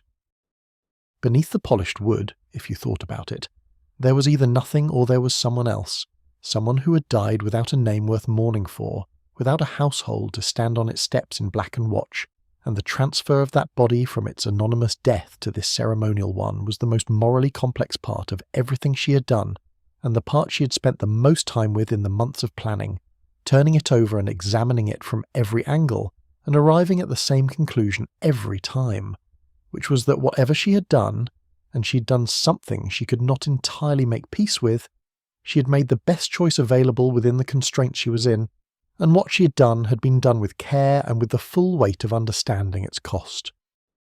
She watched the coffin carried down the steps. She watched it loaded into the carriage with the same professional precision with which it had been carried down. She watched her husband and her children take their places in the carriages behind. The clergyman had appeared at some point during all of this, and was standing near the lead carriage, his vestments dark against the grey morning, his expression one of professional gravity that was also, she thought, in him at least, genuine. He had known her through 15 years of Sunday services and church committees and charitable works. He had presided at her wedding. He had baptized her children. He was not performing what he felt about her death. He simply did not know that what he felt had been, in the technical sense, arranged. The procession began to move, slowly at the pace of mourning, the horses stepping with ceremonial deliberateness, the carriage wheels making the particular sound on cobblestones that wheels make when they move at that speed, a sound she had heard before, but never like this, never as the sound of her own passage out of her own life. She watched until the procession turned the corner at the end of the street and disappeared. She stood at the window and watched the empty street settle back into its ordinary morning life, the space that the procession had occupied returning to its normal use, a cart going past, a woman with a dog, the ordinary sounds of the ordinary hour. She was dead now, officially, legally on the public record. Somewhere on the other side of that corner, people were accompanying her remains to a churchyard where a plot had been arranged, where there would be a ceremony, where her name would be spoken over a coffin, where eventually a stone would be placed with her name and her dates, and the kind of inscription that is chosen by families for those they have lost, and that says something, and also says nothing about the person it marks. She turned from the window and stood for a moment in the room, which was a room she knew slightly but not well, the room of a woman who was her friend, and who had agreed to this without knowing all of it. The room was warm. Outside, the street continued. Somewhere across that street her household was empty of everyone who lived in it. She had planned every step of this day many times. She knew what came next. There was a small bag in this room that contained everything she was taking with her, which was almost nothing, which was exactly the right amount. There was a route she had decided on weeks before. There was a time she needed to be somewhere in order to make a connection that would take her to the next place, and from the next place to the place after that, and eventually to the city in another state, where a woman with a slightly different name had arranged lodging and a plan for what her life would look like. She picked up the bag. It was lighter than she had expected. She had always associated herself with so many things, with the household and the furniture and the silver and the rooms and the routines, and she had expected to feel the weight of leaving all of it behind. Instead, the bag was light and her hands were steady and the door of the room opened easily when she turned the handle. She walked down the stairs and out of the house and into the morning. The cold air came against her face. The street was ordinary around her. No one looked at her. She was no one they knew. She was, as of this morning, no one at all. She turned in the direction she'd decided on and walked, at the pace of a woman who knows where she's going and is not in any particular hurry to get there, which was the pace she had practiced, which was the pace of a person who does not draw attention to themselves, which was the pace of someone who is simply part of the ordinary fabric of the morning and the street and the city, unremarkable and invisible and free.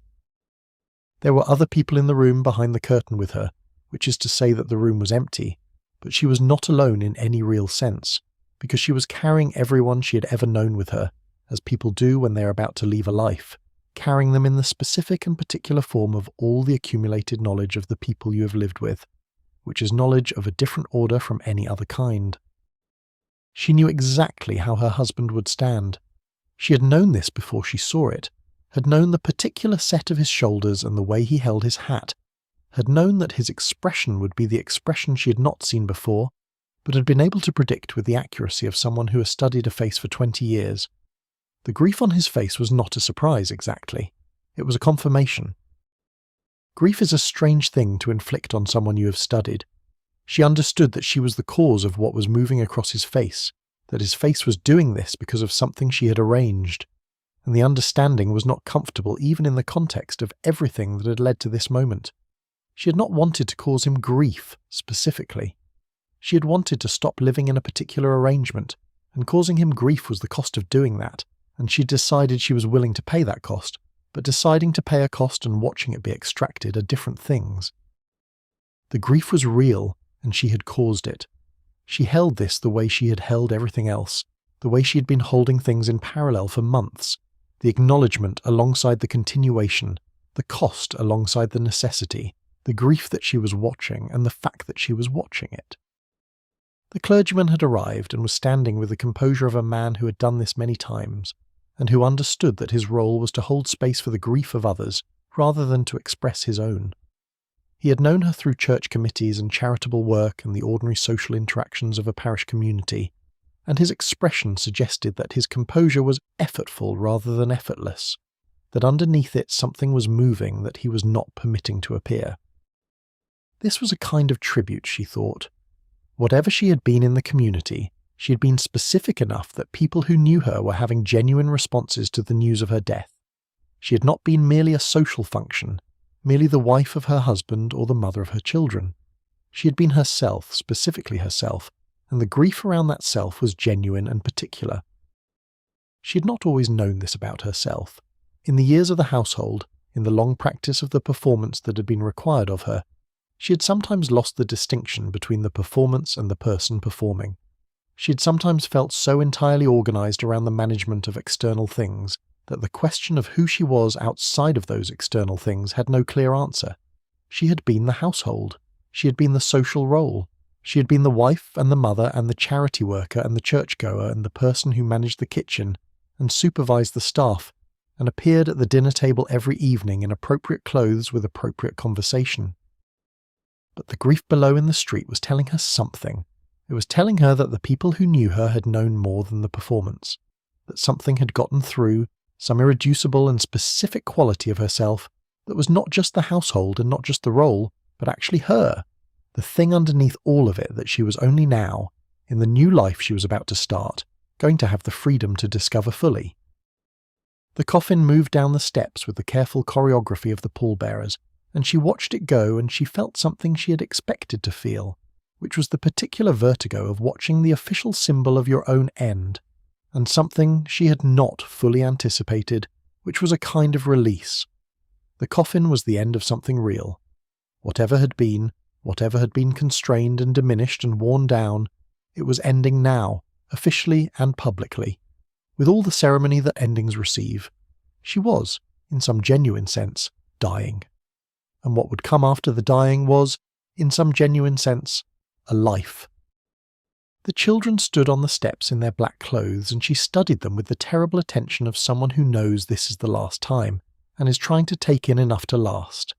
The way the youngest one stood, that particular stance that was entirely her own, that combination of held still and barely contained that was her essential quality, the quality that had been obvious from the first weeks of her life, and that had remained constant through everything since.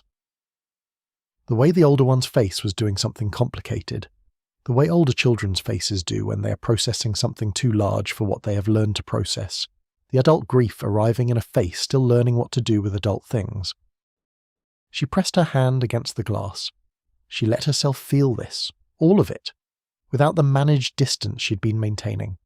She let the specific pain of it be what it was, which was the price of the freedom she was buying, which was not a price she was paying without full knowledge of what it was.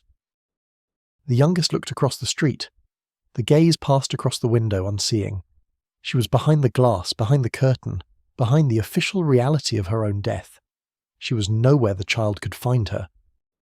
She kept her hand on the glass until the carriage turned the corner. The room behind her was a room she had been in before, a room with its own history that was not her history, its own smells and textures and quality of light. She had been in this room as a guest, as a friend, as someone who had needed to use a particular window on a particular morning for reasons she had given in partial form, and that had been partially accepted. The woman who owned this room knew some of what she knew, not all, enough to have agreed without requiring more.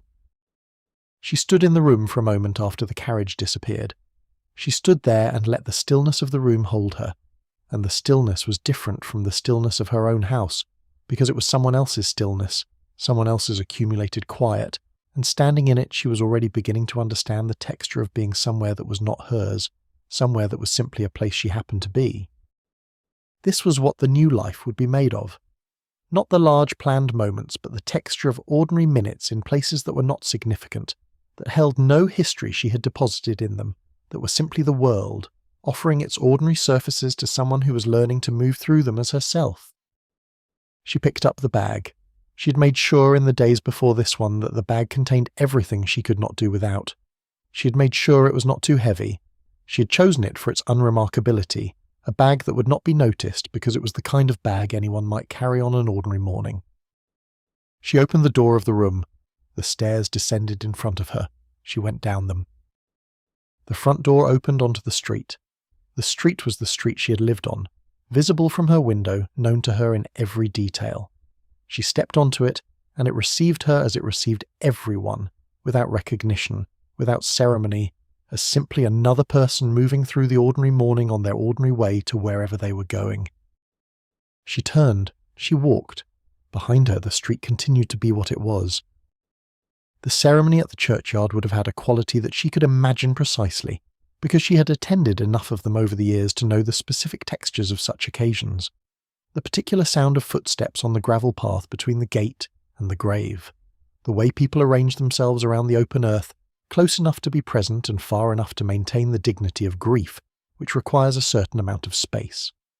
The sound of the clergyman's voice in the open air, which is different from the sound of his voice inside the church, more exposed, more subject to the weather, less protected by the resonant enclosure of a building designed to hold and amplify the voice of official ceremony. Her husband would have stood close to the grave. He would have held his hat through the service, the black hat that signified mourning, and his expression would have been the expression she had seen at the window, the expression she had no word for except grief. The children would have been arranged to either side of him, the youngest held by a governess, the older one standing with the specific posture of children who have been told to stand still, and are trying very hard to do this, while also processing something that is much larger than standing still. The clergyman would have read the words that are read at these occasions, words that are ancient and that have been spoken over so many open graves in so many weathers, across so many centuries, that they have acquired a weight and a resonance that goes beyond their literal meaning, that vibrates against the older meanings they have accumulated through all those repetitions. She knew the words. She could have recited them herself. She had heard them at enough graves to carry them in the part of the mind where things heard very often are stored.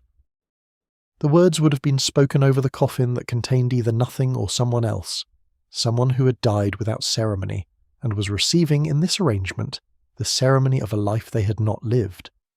This was the part of the arrangement she had thought about most carefully and had made peace with least completely, the part that remained, even now, standing behind a curtain in a room across the street, the most uncomfortable part of the accounting. She had made her peace with it as well as she could. The person in the coffin, if there was a person, had died without anyone present, had gone without the ceremony that the culture believed was owed to the dead, had been processed by a system that managed the bodies of the poor and the unknown with the efficiency of a system that did not have time for ceremony. What she had arranged was a ceremony, a real one, attended by real people who were genuinely grieving, said over a grave that would have a stone placed above it eventually with a name and the dates of a life. The ceremony was for the wrong person, technically.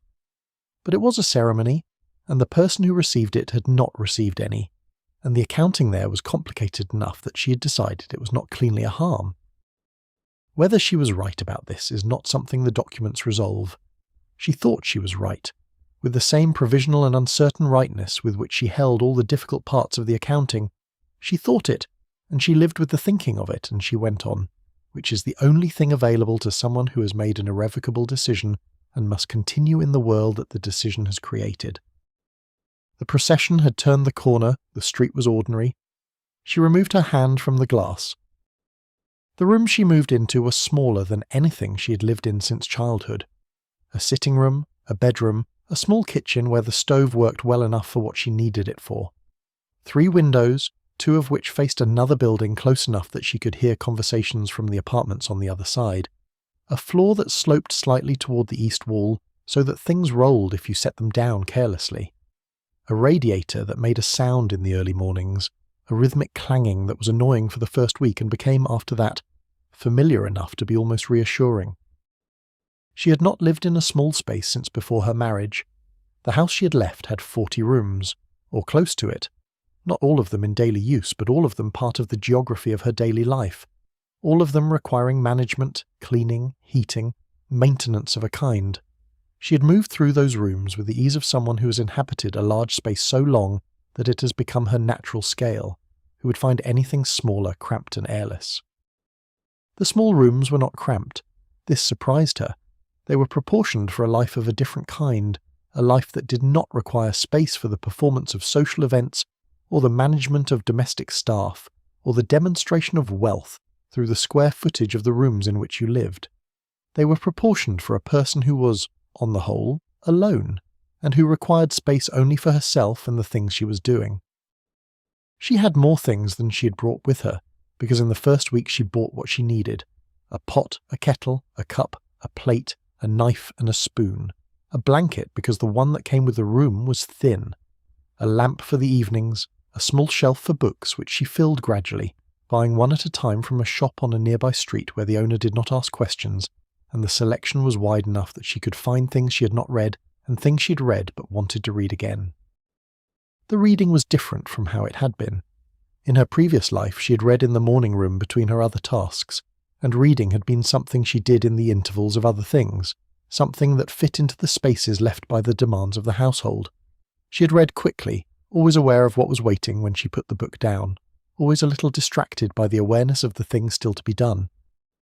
Now she read for hours at a time. She read in the morning when the light was good, and in the afternoon when it was better, and in the evening by lamplight until she was tired enough to sleep.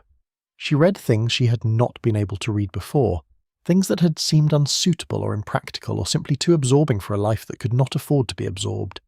She read slowly, which was new, reading a sentence more than once when it seemed to have more in it than she had gotten in the first reading, stopping to think, looking up from the page and sitting, with whatever the words had produced in her before going on. The days had a shape that she had not imposed on them, and that she was still discovering. In the household she had left, every hour of every day had been structured, either by the requirements of the household itself, or by the social calendar, or by the expectation that a woman in her position would account for her time in certain predictable ways. Mornings had meant household management. Afternoons had meant social calls or charity work. Evenings had meant the performance of domestic contentment at the dinner table and afterward. Here, Nothing was required of her between the hours of rising and the hours of sleep except that she manage her own basic needs. She ate when she was hungry, which was different from eating at the times the household ate. She slept when she was tired, which was different from retiring at the hour that propriety suggested.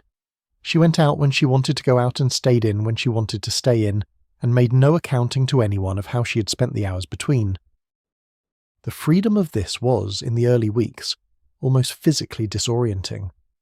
She had expected to feel it as a relief, and she did feel it as a relief. But underneath the relief was something she had not anticipated, a kind of vertigo that came from the removal of structures she had lived inside for so long that she had mistaken them for herself. Who was she exactly, without the morning room and the social calls and the dinner table and the management of the household and the performance of the marriage? She had not had occasion to ask this question seriously for 20 years. The question felt very large in the small rooms. She answered it, gradually, over months. Not all at once, and not with any clarity that could be stated directly, but through the accumulation of days lived according to her own rhythm rather than anyone else's, through the discovery of things she liked that she had not known she liked, through the recovery of things she had liked before her marriage that had simply gone underground during the years of the household. She had always been interested in languages. In her girlhood, she had learned French to the conversational level that was expected of young women in her position, and a little Italian from a tutor her family had employed for 2 years, and she had liked the feeling of thinking in a language that was not her own, the slight displacement of it, the way it made familiar things seem slightly foreign and therefore more visible. During her marriage, she had not used these languages much. There had been no occasion for Italian, and the French had come out only occasionally at social events, deployed with the careful casualness of someone who wants to indicate cultivation without appearing to try. Now she found a school where she could study French seriously, at a level beyond the conversational, with a teacher who was a French woman who had come to America for reasons she never fully explained, and who taught with the thoroughness and high standards of someone who regarded language as a precise instrument, and imprecision as a genuine moral failure. She went to the school 3 mornings a week and came home with exercises to complete, and vocabulary to learn, and a growing ability to read French texts in the original that was not just a social accomplishment, but an actual deepening of what the language could do for her. She walked. This was perhaps the simplest discovery of her new life, and also the most constant pleasure of it. In her previous life, walking had been possible only within certain parameters, with appropriate companions or a purpose that could be explained, within neighbourhoods that were appropriate for a woman of her station, dressed in a way that was suitable for being seen and recognised. The walking she did now was unconstrained in all of these ways. She walked early in the morning when the streets were quiet, and late in the afternoon when they were busy, and on rainy days when most people stayed inside. She walked through neighbourhoods she had never entered in her previous life, neighbourhoods that were poorer and less ordered and more genuinely various than anything she had navigated as the person she had been. The city looked different from the level of someone who was walking through it as themselves, rather than as the visible expression of a social position. She noticed things she had never noticed. The arrangement of the light between tall buildings at certain times of day, how it fell differently depending on the direction of the street and the height of the structures on either side, the specific smell of different blocks, the fish market and the bread bakery and the coffee roaster and the place where they were repairing the pavements with a compound that smelled of tar and some other mineral thing she could not identify, the conversation she heard in fragments as she passed people, in English and in other languages, bits of other people's lives reaching her and then receding. She was, in the city, entirely anonymous. No one knew who she was or had been. No one recognised her from church or from charity committees or from the dinner parties she had attended in the years of being someone's wife. She was simply a woman walking, a detail in the larger scene of the city's street life, invisible in the most ordinary and liberating sense of the word. She thought about her children every day. This was not a sharp or dramatic pain.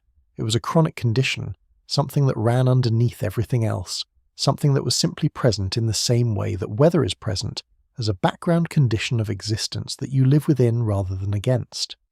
She had expected the grief for them to be more violent than it was, and its quietness frightened her a little, because she was not sure whether the quietness meant she had made peace with the choice, or whether it meant she had closed something down that should remain open. She kept a journal, which she had not done before. She had been afraid to keep one during the planning, because a journal was a document and documents could be found. But now there was nothing she needed to hide from the person she was, only from the person she had been, and those two people were beginning to feel genuinely separate in a way they had not at the beginning. The journal was a record of small things: the particular quality of the light on a Wednesday morning in November, the progress of the French exercises, the novel she was reading and what it was doing inside her, the things she cooked and whether they were good, the conversations she had, brief and transactional mostly, the woman at the bread shop, the owner of the bookstore, the teacher at the language school. She was not, in her new life, a person with many relationships. She was not yet sure how to build them from the ground up, without the shared context of a community, without the connections that had been given to her as part of the social structure she had been born into. But the journal was a kind of company. It was addressed to no one and it asked nothing, and it did not require her to maintain any position or perform any version of herself. It was simply a place where she wrote down what was true. The evenings were the easiest time, which surprised her. She had expected the evenings to be lonely, to be the hours when the absence of the life she had left would feel most acute. Instead, the evenings in the small rooms with the lamp on, and the book open, and the radiator making its rhythmic early morning sound, which in fact it made in the evenings too, were the hours that felt most entirely her own. She was not required to be anywhere. She was not expected to produce anything. The evening spread out in front of her as simply the continuation of the day's freedom, the long quiet hours in which nothing was demanded and nothing was performed, in which she was simply herself, whoever that was turning out to be. She was not happy exactly. Happiness seemed too simple a word for what she was, too positive in the sense of being purely positive, when what she was something more complicated, something that contained both the freedom and the cost of it, both the genuine pleasure of her days and the genuine grief that ran underneath them. She was alive, she thought, fully and specifically alive in a way she had not been in many years. The aliveness included everything: the pleasure and the grief and the vertigo and the slowly accumulating clarity about who she was when she was allowed to be it. This was enough. It was, she decided, more than enough. It was, in fact, the thing she had been trying to find a word for, the thing she had known was missing from the life she had been living, and it was simply this: the possibility of being alive in a way that was genuinely hers. Outside, the city went about its business. The woman in the apartment across the way hung washing from her window, and the washing moved in the slight breeze, and the afternoon light came through the space between the buildings, in the particular way it came at that hour, warming and then withdrawing, and she sat in the chair by the window with the book in her lap and watched the light on the washing across the way, and felt something she could not quite name, but that was close to what, before all of this, she would have called contentment. The bread from the bakery on the corner of the nearest commercial street was different from the bread she had eaten all her married life. Not better or worse, but different in the specific way that things are different when they come to you through your own choosing rather than through the management of a household that had already chosen for you. The bread came in a small round loaf with a hard crust and an interior that was denser than the bread the cook had made, more substantial, less delicate. She ate it in the mornings with butter and the feeling of eating it, the simple physical pleasure of good bread chosen and purchased by her own hand, was a small and genuine and recurring happiness that she had not anticipated. The small, genuine, recurring happinesses were the texture of the new life, not the large ones, not the dramatic freedoms or the significant discoveries, but the small daily ones that were possible because she was living according to her own preferences, without reference to anyone else's. The route of the morning walk, chosen each day by where she felt like going. The book on the shelf, chosen from the variety at the bookshop by what she actually wanted to read, rather than by what it was appropriate to read. The hour at which she rose in the morning, which was early because she liked the early morning, not because anything required her to be up by a certain hour. The temperature of her rooms, which she maintained at a level slightly warmer than was fashionable because she was cold easily, and now no one was suggesting that a fire in May was an indulgence. These preferences accumulating into the daily shape of a life were hers. She had had preferences before, had known what she preferred in the abstract, but the preferences had rarely governed the actual arrangements of her day. Now they did. The adjustment to this was larger than she had expected, not the adjustment to freedom, which she had expected to be significant, but the adjustment to the specific experience of preference becoming practice, of wanting something, and then simply having it. The French teacher whose class she joined was a woman named Madame Bertrand, who had come to America from a town in the Auvergne that she described in terms that made clear she missed it and did not expect to return to it. She was perhaps 50, compact and precise, with a manner that suggested she had decided some years ago exactly who she was and what she was prepared to put up with, and had since then been consistently operating within those parameters. She treated her students as people who were choosing to commit to a serious undertaking, and who were owed the respect of being taught thoroughly, and the honest correction of their errors. The relationship with Madame Bertrand was not a friendship exactly, but it was something real, something more substantial than the transactional relationships she had with most of the people in her new life. Madame Bertrand knew that she was a student who worked hard and had good instincts, and whose pronunciation was improving, and whose written French was already at a level that made the class interesting for her to teach. Madame Bertrand knew approximately nothing else about her. But the knowing of those specific things, the professional acknowledgement of her as someone with particular qualities worth addressing specifically, was a form of being known that was, in the small-scale economy of the new life, nourishing. She wrote in the journal regularly. It had become the primary relationship of the new life in some ways, the place where the interior life that had nowhere else to go found a form of expression that was not performance and not management and not the careful maintenance of any surface. She wrote about the French lessons and about the morning walks and about the bread from the bakery and about the dreams she had, which were vivid and were often about the house she had left and the children and the specific textures of the life she had exited. She wrote about the grief, not the managed grief that she kept at a functional distance during the days, but the unmanaged grief that came in the evenings, sometimes, or in the early morning before she was fully awake. The grief that did not have arguments around it, that was simply the experience of absence and loss. Writing the grief did not reduce it. She had not expected it to reduce it.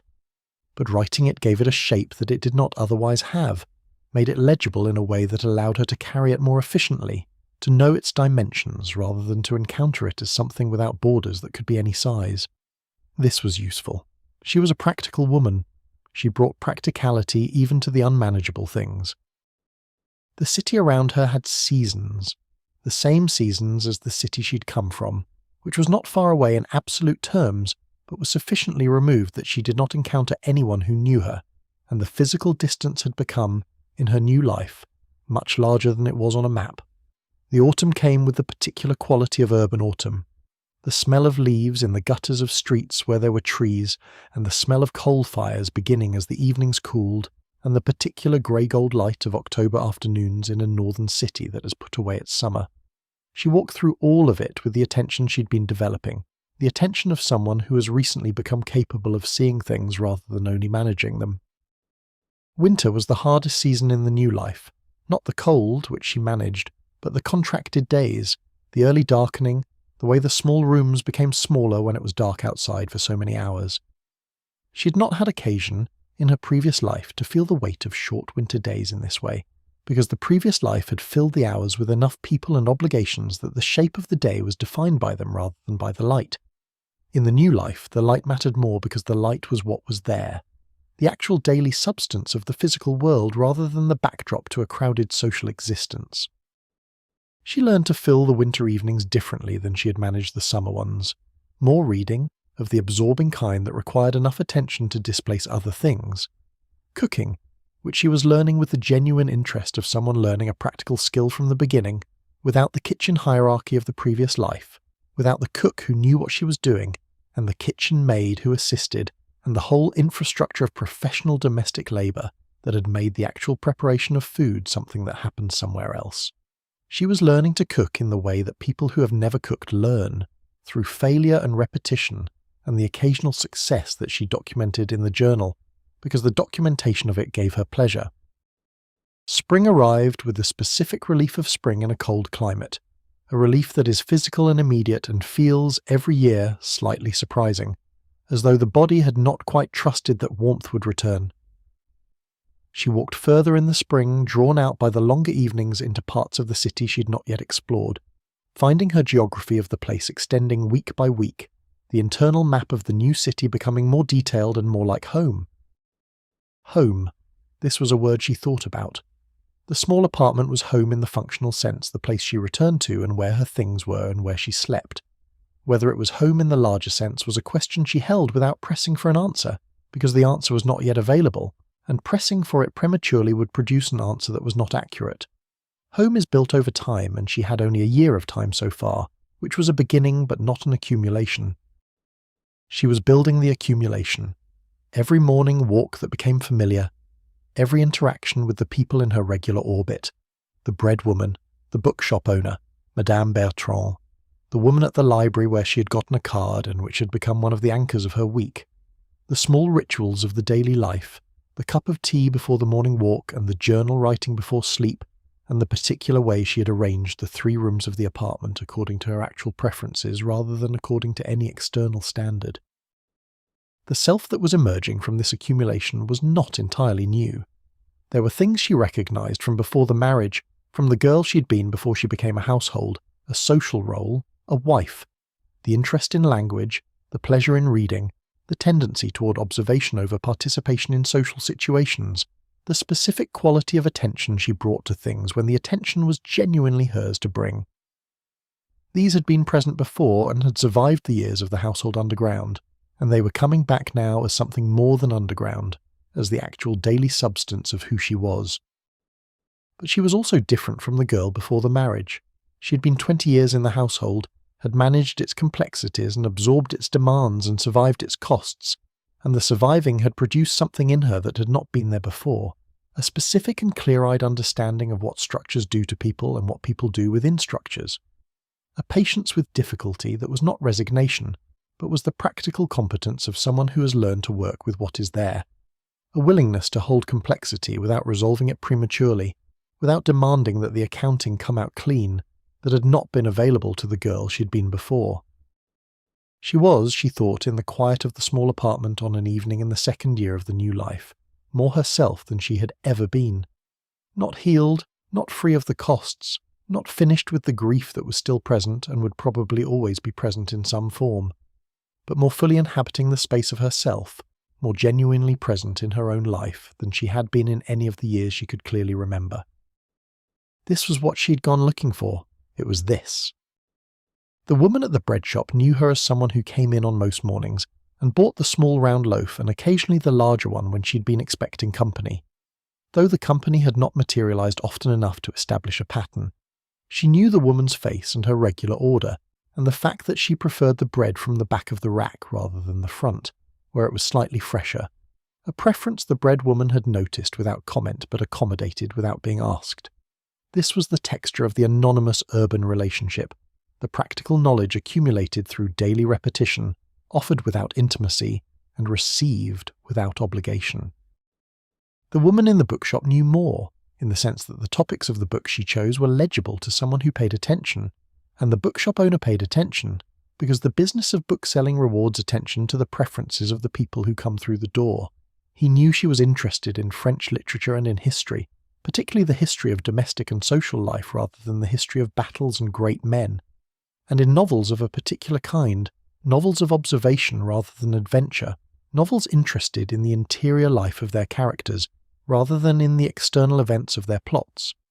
He knew this without knowing any of the reasons for it, without knowing the history that had made these interests the interests they were.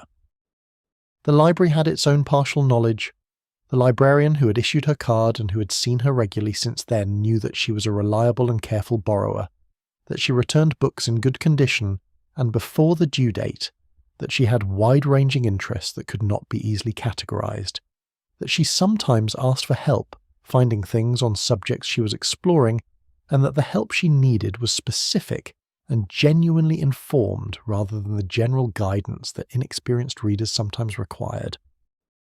These partial knowledges constituted the web of her social existence in the new city. None of them was complete. None of them had access to the full story of who she was and where she had come from and what she had done.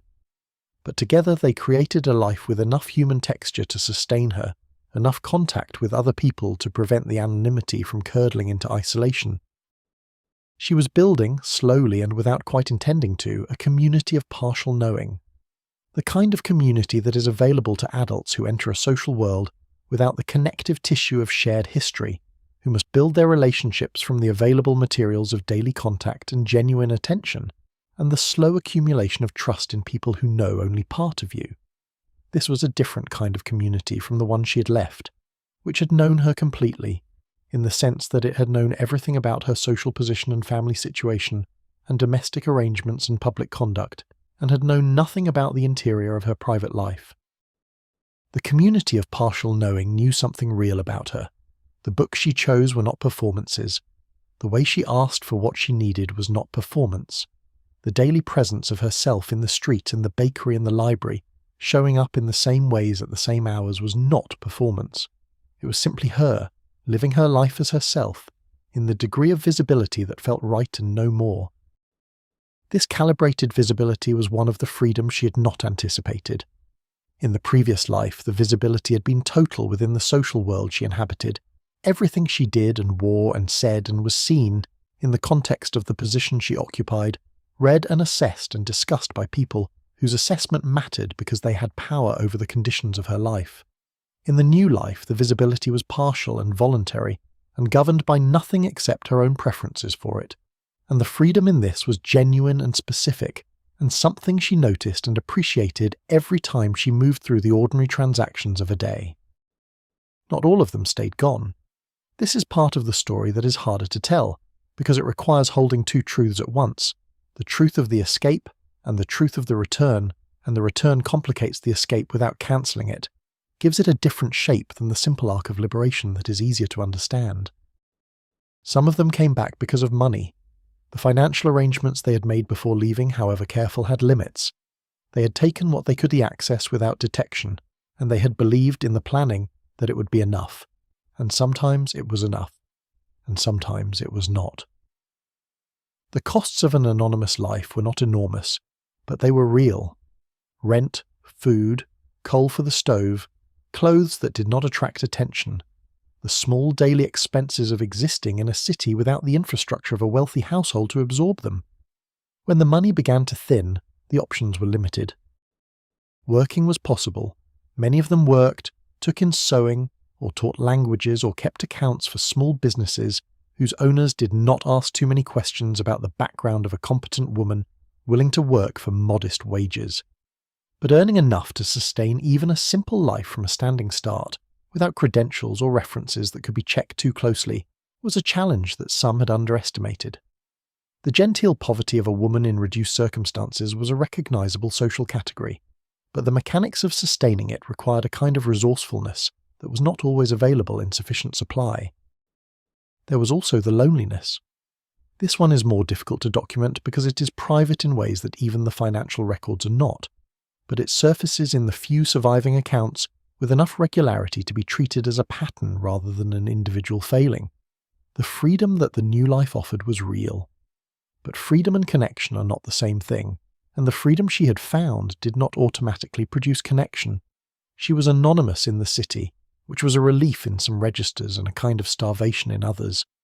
The human need for people who know you, genuinely know you, who hold the history of you in their memory and reflect it back when they look at you, who understand your references and share your associations. This need does not disappear because you have chosen to disappear from it. She had been someone. In the household she had left, she had been someone specific, known and recognized, embedded in a web of relationships and obligations and histories that constituted, whatever their costs, a kind of belonging. In the new city she was no one. The pleasure of that anonymity, which had been real in the early months, had a shelf life for some of them that was shorter than they had expected. And there were the children, always the children.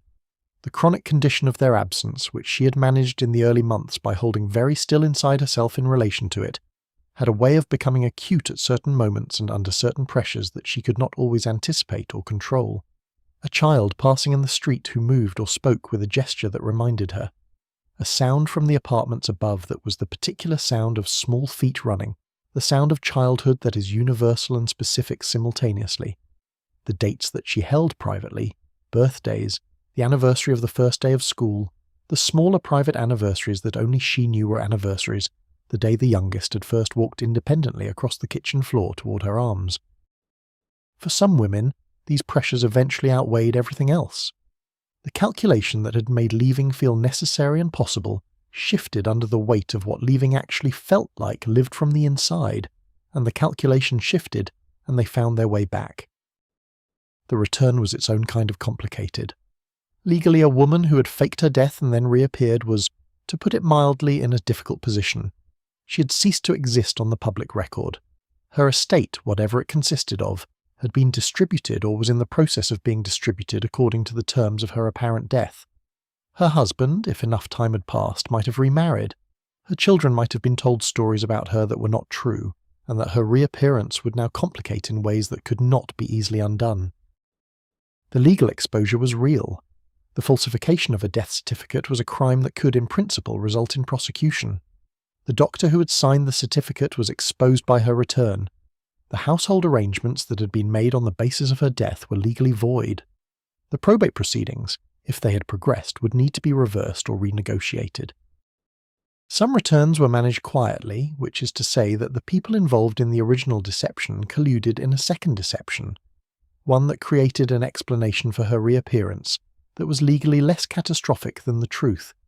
She had not died, it turned out, but had been in a profound illness that affected her memory and her sense of herself, had wandered in a fugue state and been cared for by strangers, and had only recently recovered enough of herself to find her way home.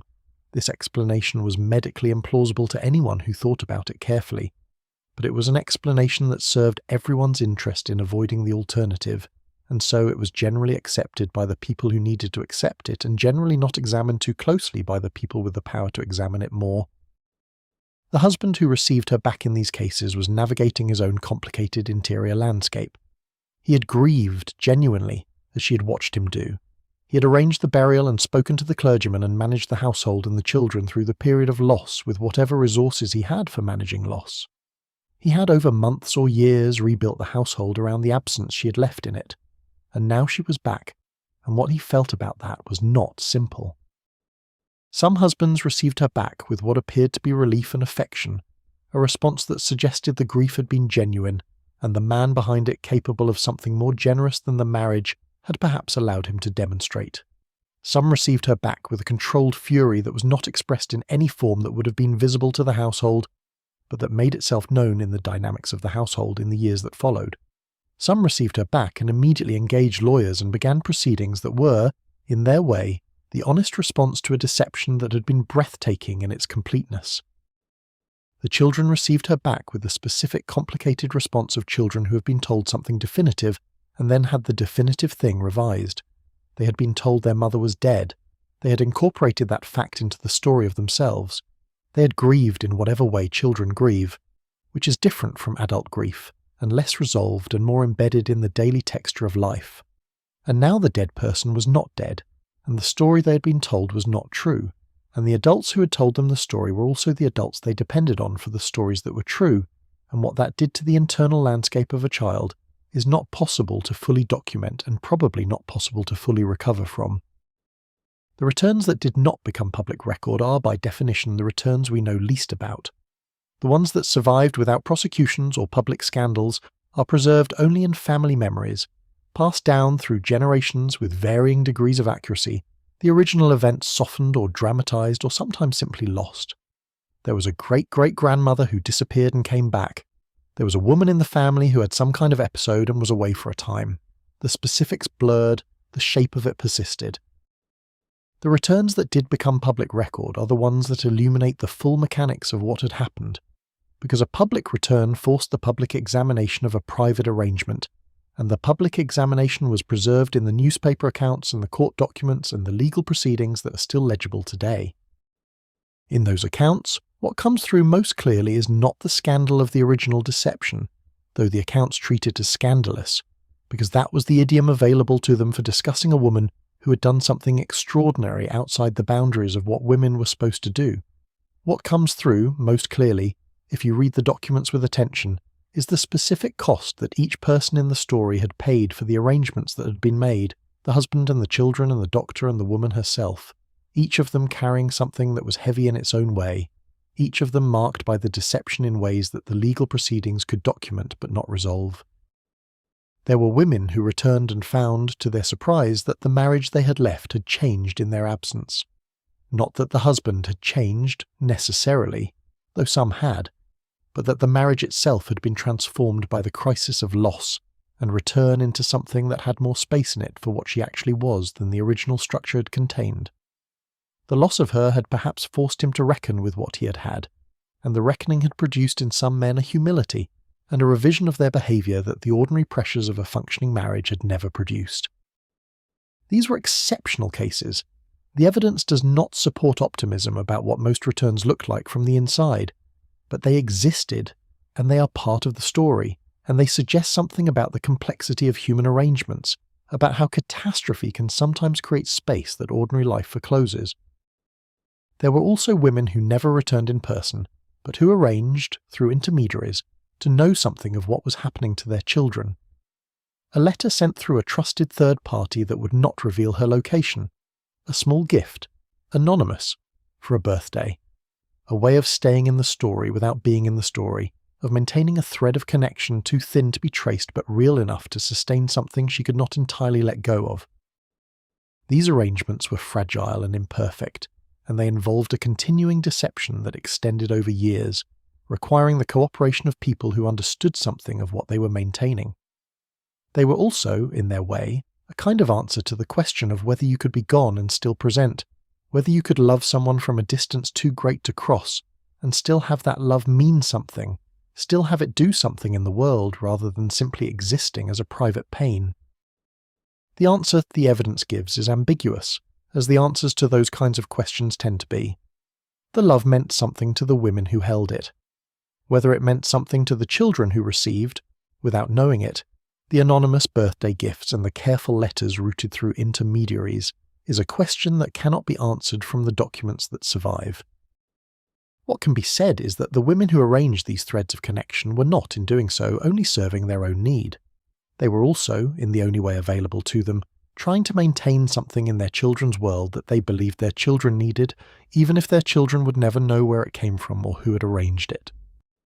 That belief might have been correct, or it might have been self-serving, or it might have been both, and the impossibility of knowing which is part of what makes these women's stories so resistant to simple moral accounting. They made extraordinary decisions under extraordinary constraints. The decisions had costs that they could not fully bear, and that other people bore in their stead, and within all of that they were trying, in their limited and complicated way, to love the people they loved as best they could from the position they had put themselves in. The streets of the cities where they lived their new lives were the same streets as always. The morning light came in the same windows, the bread from the nearby bakery was the same bread, the life they had made was the same life. Only inside, the weight of what they had left and what they had kept shifted and resettled, and they carried it forward, one day at a time, into whatever the story was going to be. The women who went back by different roads, and found different things waiting for them. The road of financial necessity was perhaps the most common, in that it was the most concrete, the least mediated by psychology or sentiment. You ran out of money and you needed more, and the choices available to you for getting more were not sufficient, and you returned. The return was a defeat of a certain kind, though whether it was a defeat of the plan or of the self depended on the subsequent history of the household, which varied. Some husbands, confronted with the return of a wife who had officially been dead and was now back, responded with a pragmatism that prioritized the management of the situation over the expression of feeling about it. The situation was complicated. A dead woman had returned. The legal and social consequences of acknowledging this fully were significant. The path of least disruption was to manage it quietly, to construct a narrative that could be presented to the necessary parties, to absorb her back into the household with minimum public notice and maximum private efficiency. This pragmatism was not love, and it was not forgiveness, and it was not a reformed relationship. It was the management of a problem by someone who was accustomed to managing problems, and who had decided, for reasons that might have included genuine attachment to her, and certainly included the practical considerations of household stability, to continue managing this one rather than to make it public and subject to forces outside his control. She had returned and was returned to, and the household absorbed her with the same efficiency with which it had absorbed her death, with the same routines and the same social calendar and the same dinner table, And the morning room was there, and the account books were there, and the social correspondence was there. And it was possible, if you were not paying attention to certain things, to believe that she had never left. She'd been paying attention to certain things. She'd been paying attention to nothing else for 2 years or 1 year, or however long the absence had lasted. She returned with the knowledge of the new life still in her, the knowledge of what the small apartment felt like and what it felt like to walk in the morning for no reason except that you wanted to. And this knowledge was permanent, which meant the return was also permanent, which meant she was a different person in the household than she had been when she left. The household could not process this difference. The household was organised for a person who fitted within its structures, and the person who returned fitted them in her behaviour, but not in the interior life she was conducting behind the behaviour, and the gap between the two was something she lived with and managed and did not discuss. And the not discussing of it was a new layer of performance added to the performance she had always conducted there. This was not the same as being back to what she had been. It was different, and the difference was the thing she had bought with the 2 years of the new life, which was the permanent knowledge that the structures were not her, and that she was not the structures, and that the performance required of her was a performance rather than a reality. And this knowledge was hers in a way that nothing in the household could reach. Whether this was enough is a question the evidence cannot answer because it requires access to an interior that the documents do not contain. What the evidence does show is that the women who returned and lived out the remainder of their marriages in the households they had come back to were not destroyed by the return. They were in various ways diminished by it, in the sense that something they had briefly had was taken back from them by the return. But they were also not the women they had been before the leaving, and the not being those women was a permanent change that the return did not reverse. There were children who knew. In the households where the return happened and was managed quietly, the children were given the official explanation, and were expected to accept it, and some did, and some did not. The ones who did not accepted it outwardly, and processed the gap between the official story and their private understanding of it in the ways that children process gaps of that kind, which is to say in ways that were not always visible to the adults who would have needed to see them to respond. A child who has been told her mother was dead, and who has grieved this death, and organised her interior life around it, and then been told that the mother is not dead, after all has experienced something that the official explanation does not address. The official explanation addresses the surface fact of the mother's presence. It does not address the experience of the gap, the time during which the mother was dead, the things that happened during that time that happened in the context of a permanent loss that was then, retroactively, not a permanent loss. Children are resilient, the adults around them would have said, meaning that they recover, meaning that the official story was eventually what held rather than the gap, and perhaps, in the immediate functional sense, this was true. The children continued going to their lessons and eating their suppers, and growing up in the usual ways that children grow up when there is a household to grow up in. The official story held, in the sense that no one publicly contradicted it. But the gap was there.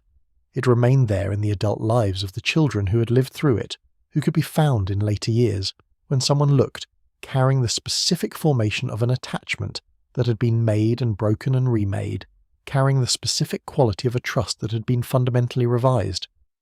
Whether they knew this about themselves, whether they understood what the early experience had produced in them, depended on the individual and on the circumstances of their adult lives, and on the degree to which anyone ever looked closely enough to see. The women who returned and the women who stayed gone both left behind, in the lives of their children, a mark that was not the mark they had intended but that was real. The mothers who stayed gone left the mark of absence, of the hole that the child grew around and that shaped the adult the child became, in ways that the child might or might not have access to. The mothers who came back left the mark of discontinuity, of the story that had a rupture in it, that required the child to hold simultaneously the mother who had died and the mother who had returned, and the specific vertigo of the gap between them. Neither mark was invisible, neither was permanent in the sense of being irrecoverable, but both were present in the adult children of these women as something that had happened and that had shaped what happened afterward. This is not a judgment. It is a description of what is there when you look closely enough at the record. The women who arranged threads of connection from the distance of their new lives were attempting to address the mark of absence, to reduce its sharpness by maintaining some presence that could, across the years and across the distance, do something like what presence does.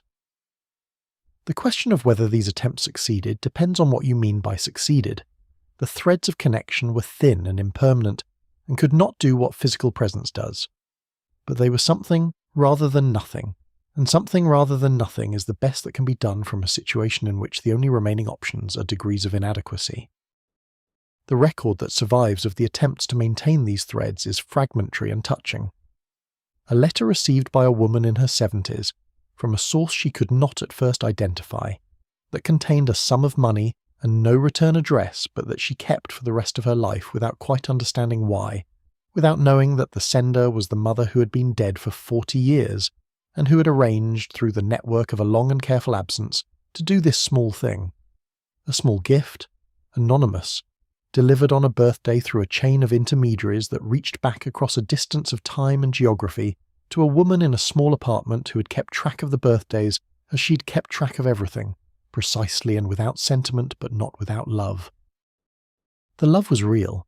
Whatever the circumstances of the leaving, whatever the cost of it, the love was real and it persisted, and it looked for ways to reach across the distance that the leaving had created, and sometimes it found ways and sometimes it did not, and the finding or not finding of those ways was one of the ongoing facts of the lives of both the women and the children, carried in parallel and in ignorance of each other until, sometimes, decades later, a letter arrived, or a story was told, or an archive was opened, and the two sides of the distance found themselves, for the first time, in the same room.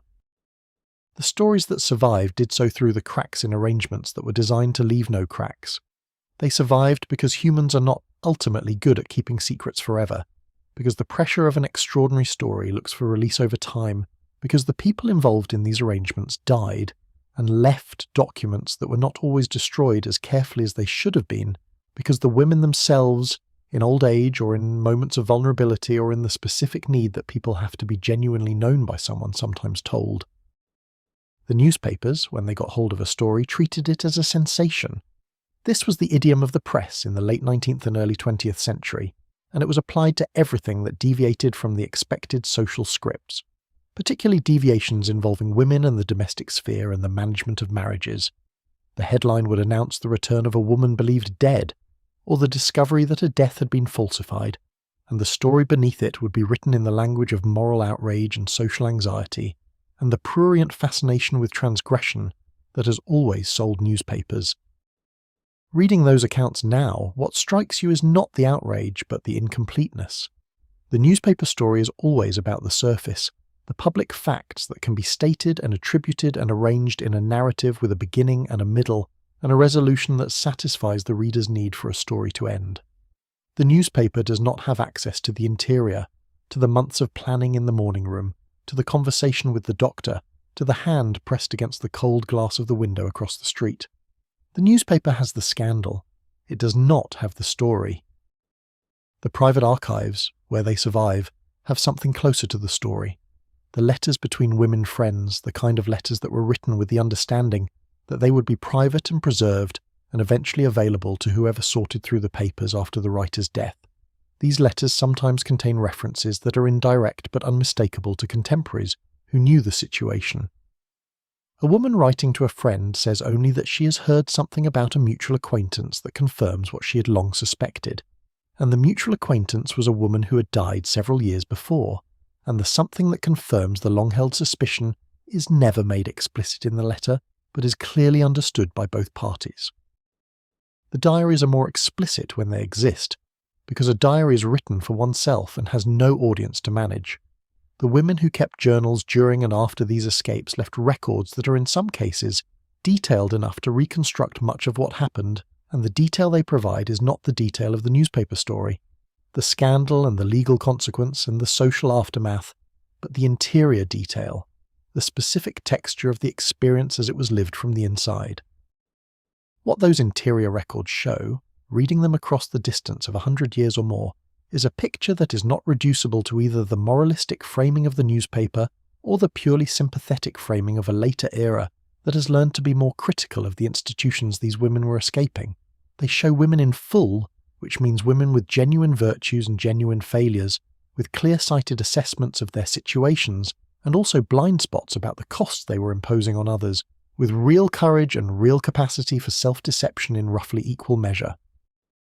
The doctor's records, when they survive, are the most technically interesting documents, because they track the medical fiction alongside the actual events in ways that are sometimes inadvertent. A treatment record that shows a patient being prescribed medication for a condition she did not in fact have, maintained over several months, and then simply ending on the date that corresponds to the date of the death certificate, tells you a great deal about the mechanics of the arrangement without anyone having to state them directly. These medical records were not destroyed as often as you might expect, given how incriminating they were. This suggests either that the doctors who kept them believed they would never be examined in this context, or that they had made peace with the record of what they had done, or perhaps that they kept them as a form of private insurance, a document of their knowledge that could in extremis be used. The property records are interesting for different reasons. When a woman died, her property and the property she was deemed to have had claim to transferred according to the terms of her will or the laws of interstate succession applicable in her state. The probate records created to document this transfer are detailed and precise and public, and they create a picture of the financial structure of a marriage that is sometimes startlingly specific. You can see, in those records, exactly what she had been worth in the legal sense, and you can see where it went, and you can see that in many cases what she had been worth was substantial, and what she had been able to access of that worth during her lifetime was a small fraction of it. The women who had arranged their false deaths carefully had taken what they could access, which was not everything and sometimes was not very much. The rest remained in the household they had left, accumulated over years of marriage, administered by the husband or by the estate, eventually distributed to the children or to whoever the legal instruments directed it to. The woman herself, legally dead, had no further claim to it. She had traded the financial security of her previous life for the freedom of her new one, and the trade was not reversible. Some of the stories that survived came through the children. A child who had grown up believing her mother was dead and then, decades later, through a process of investigation prompted by some small discrepancy in the family record, discovered that the belief had been wrong. The discovery, when it came late in life, when the mother was also aged or already actually dead, had a particular quality of loss in it that was different from the original loss. You had grieved something that was not what it appeared to be. You had built a story about yourself that included a particular hole in it, the hole of the mother who had died young, and the hole had shaped you, and now you discovered that the hole had a different shape than you had thought, and all the growing up that had happened around it had happened around a lie. The grandchildren who discovered these stories sometimes wrote them down, sometimes with access to the documents that survived, and sometimes working from family memory and the fragments of the archive that had not been lost or deliberately destroyed. These are often the most complete accounts we have, because they have the distance that allows for a more complicated framing than either the original newspaper story or the private shame that kept the original parties silent. They can see the women as women, full and specific and caught in structures that were genuinely unjust, making decisions that were genuinely costly, in circumstances that had no good options. The stories that were never discovered are also part of this record, though they are definitionally absent from it. Every success in these terms was an absence. Every woman who disappeared and was never found, who built her new life without detection, who died eventually under her new name and was buried in a churchyard where no one knew who she had been, left no trace in the historical record of what she had done. Her absence from the record is itself a record of a kind, but a record you can only infer, not read. What the available evidence does suggest is that the women who succeeded in staying gone were not simply luckier than the women who were discovered or who returned. They were, in many cases, more thorough in their preparation, more disciplined in their maintenance of the new identity, more willing to forego the threads of connection to the old life that had, for the women who returned, eventually proved too heavy to carry or too thin to sustain. They had made a more complete break.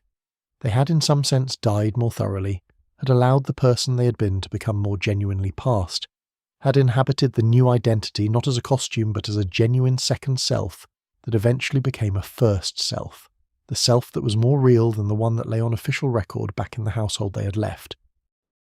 Whether this was a loss or a gain is a question the evidence does not answer, because the evidence does not have access to the interior of these complete disappearances.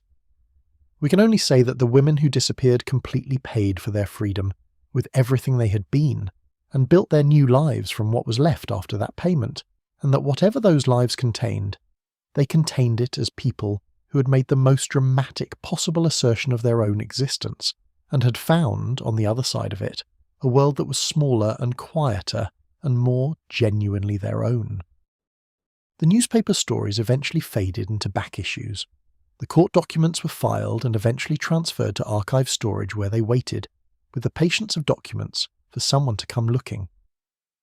The diaries and letters that survived passed through estate sales and family attics, and occasional donations to historical societies, where they joined the enormous accumulating record of lives that were lived in full and documented in fragments and understood only in part.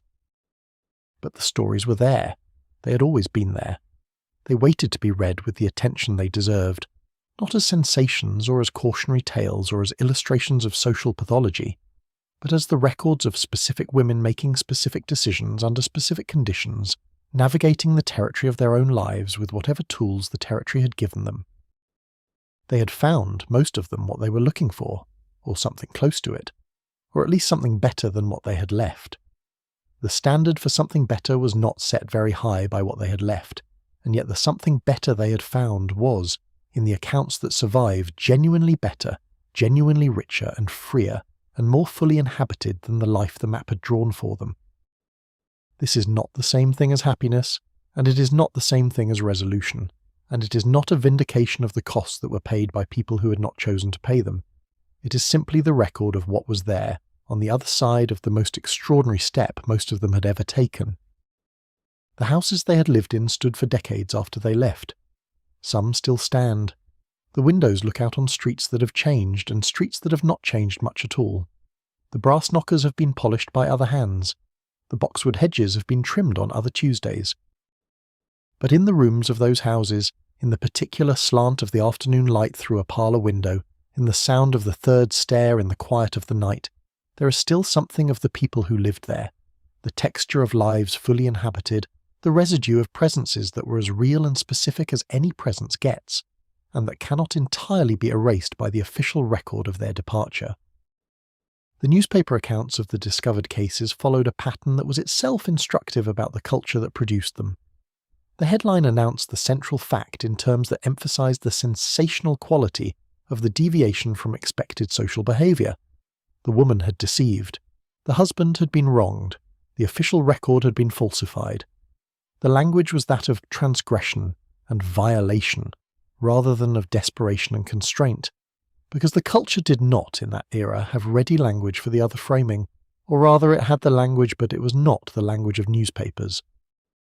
Reading the accounts now, with the distance of more than a century, the sensationalism reads as a kind of inadvertent revelation. The energy of the outrage tells you something about what was at stake, about why the transgression mattered in the way it mattered, about what the transgression was actually transgressing against. A woman had escaped a legal structure by exploiting a gap in the administration of that structure. The gap she had exploited was the trusted authority of a physician's signature. The structure she had escaped was the structure of marriage as it was then legally defined. The outrage was proportional to the threat. If this worked for one woman, the outrage implied, it could work for another. If the trusted authority of the physician could be enlisted in this kind of deception, what other trusted authorities might be similarly enlisted?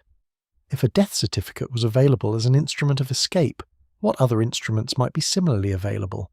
The system required the stability of its own documentation, required that the documents it generated meant what they were supposed to mean, and a document that had been used to mean something else was a small tear in the fabric of a system that depended on everyone agreeing to find the fabric seamless.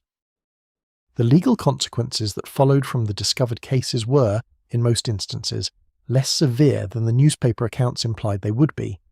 Prosecution for the falsification of a death certificate required establishing the falsification and establishing responsibility for it, and these were both complicated tasks in a world where the primary witness to the arrangement was the woman herself and the doctor, and where neither party had any interest in providing testimony that would result in their own prosecution. The cases that ended in actual criminal proceedings were rare. Most ended in civil complications, in the unwinding of the probate that had been initiated on the basis of the false death, in the renegotiation of the financial arrangements that had been made during the period of the official absence. These civil complications were themselves revealing. The probate proceedings and the financial negotiations required a detailed accounting of what had been where during the period of the official absence, and this accounting produced in the court records a picture of the financial structure of the marriage that was sometimes the most complete record available of what the woman had actually possessed, legally and practically, in the years of the household. The picture was often stark. She had managed the daily finances of a household that was capitalized by wealth she had no formal claim to. She had administered significant assets as though they were hers while being told, effectively, that they were not. The legal proceedings made this visible in a way that the private life of the household had not. The husband's attorney and the wife's attorney, negotiating in the aftermath of a return that was both legally and personally complicated, produced documents that articulated clearly, in the language of property law, what the structure of the marriage had contained. These documents are among the most useful to historical researchers because they have a precision and a completeness that private correspondence and diary entries lack, and they reveal, in the dry language of legal negotiation, the financial reality that lay behind the domestic arrangements of the household.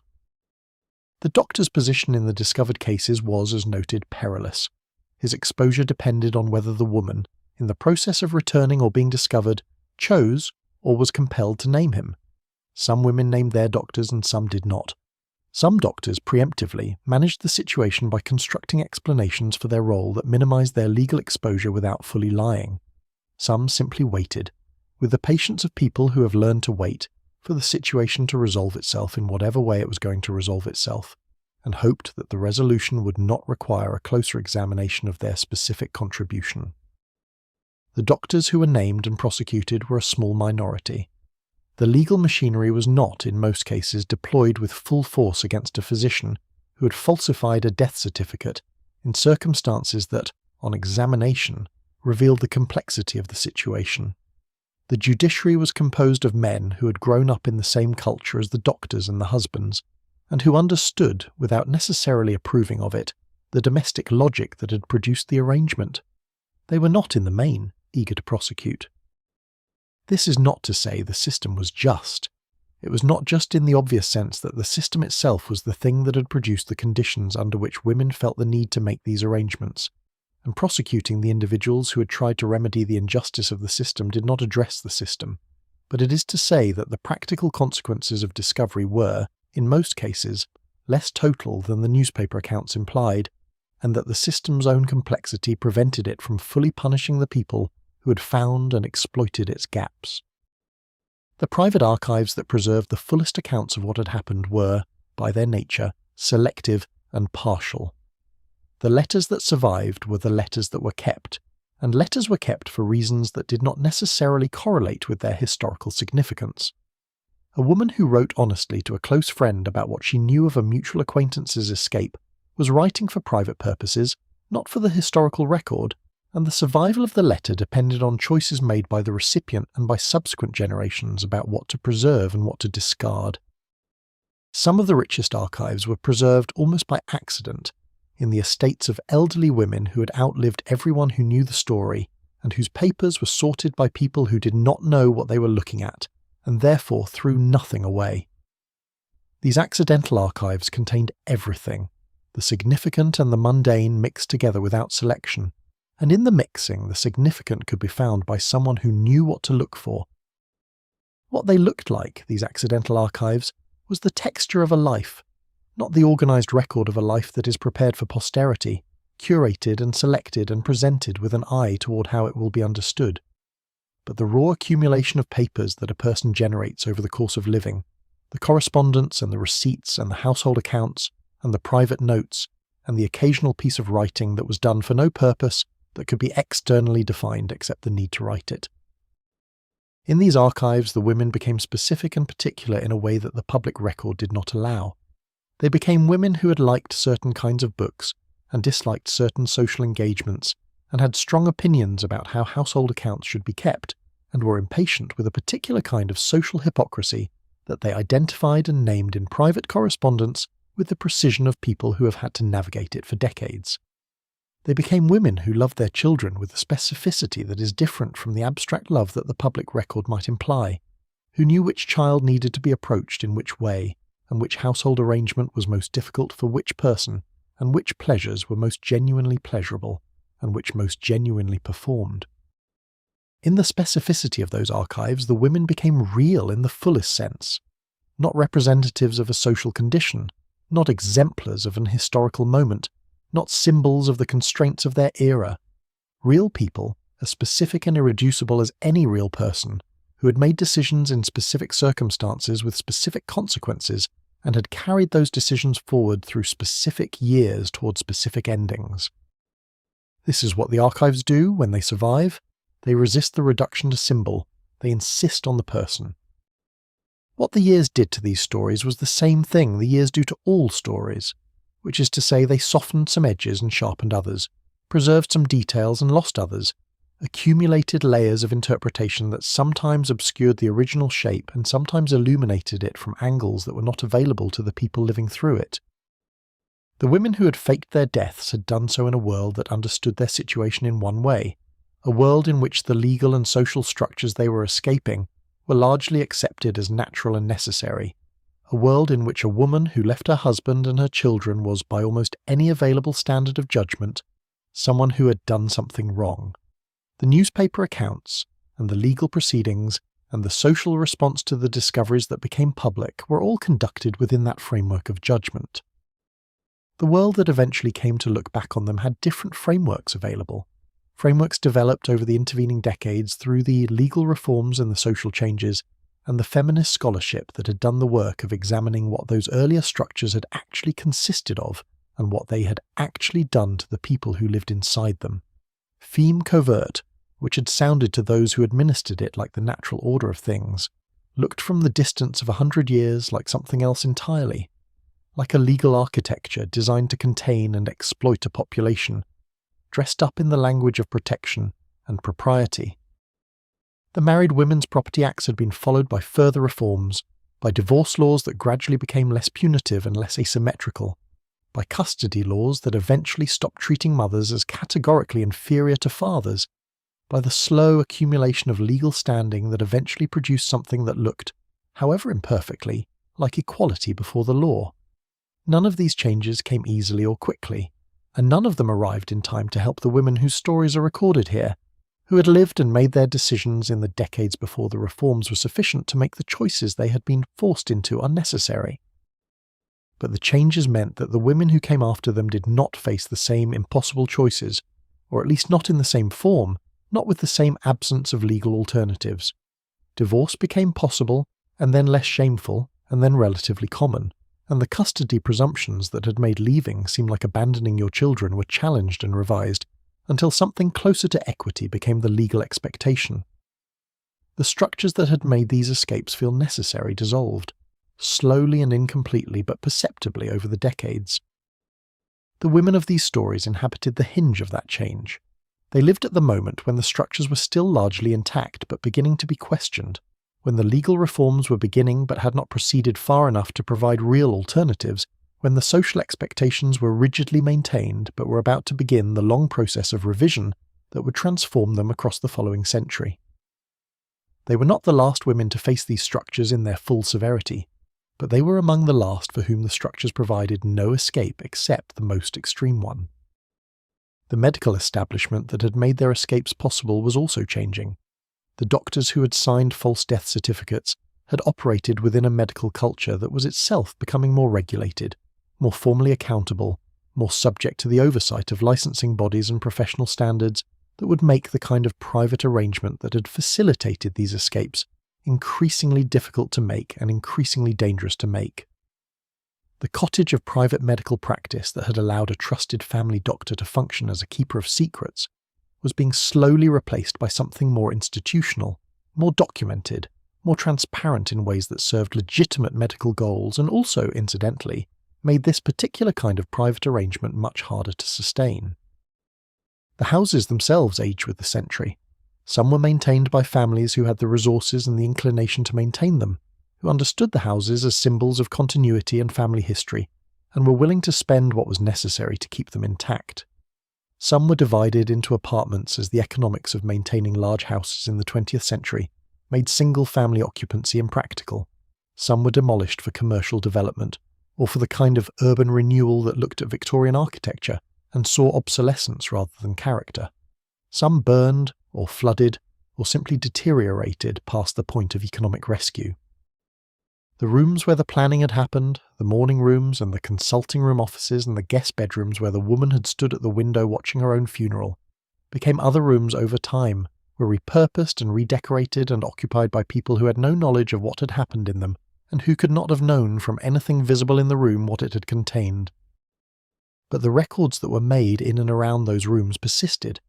The court documents in their archival boxes, the letters in their family collections, the medical records in the occasional surviving practice files, the newspaper accounts on microfilm, the gravestones in the churchyards that marked the resting places of women who were not in fact dead, or who were, by the time the stone was placed, dead in some distant city under a different name. The historical scholarship that eventually turned its attention to these stories found them in those archives and worked to reconstruct what could be reconstructed. The scholarship was limited by the same factors that limit all historical reconstruction: the incompleteness of the record, the bias of the sources, the difficulty of accessing the interior experience of people who lived in a different world, with different assumptions about what should be documented and what should remain private. But what the scholarship could do, what the documents allowed, was the recovery of enough specific detail to make the women's situations legible in a way that pure abstraction could not achieve. The abstract argument that 19th century women were legally constrained is one kind of knowledge. The specific story of a specific woman who planned her escape over 2 years while managing a household of 40 rooms is a different kind of knowledge, more particular and therefore more real, more capable of producing the specific kind of understanding that comes from recognizing a human being in a situation and following what they did about it. The years had also done something to the understanding of grief and loss, and the long consequences of early loss for children. The children who had grown up believing their mothers were dead, or who had grown up knowing the truth and carrying it as a private burden, were subjects of later understanding that the adults of the original households would not have had access to. The understanding of what loss does to a developing child, the ways it shapes attachment and trust and the fundamental orientation toward the world, added another dimension to the accounting of what these escapes had cost and had produced. This was not a dimension that diminished the justice of the women's cause or the genuine oppression of the structures they were escaping. It was a dimension that added to the complexity, that resisted the too simple framing of either pure victimhood or pure liberation. These women were people who had been genuinely wronged by the structures they inhabited and who had wronged others in the act of escaping those structures, and both of those things were true simultaneously, and the historical understanding that is most accurate is the one that holds both without collapsing the tension between them. What the years could not do was restore what had been lost. The time that had passed between the mother and the children could not be recovered. The relationship that had been absent during the years of childhood could not be reconstructed after the fact, even when a reconciliation happened, even when the adult children met the mother who had been absent and chose, in their extraordinary generosity or their ordinary human need for connection, to have a relationship with her. What the relationship was now was not what it would have been if she had stayed, and everyone involved knew it, and the knowledge sat in the room with them during whatever encounters they managed. The women themselves aged in their new lives.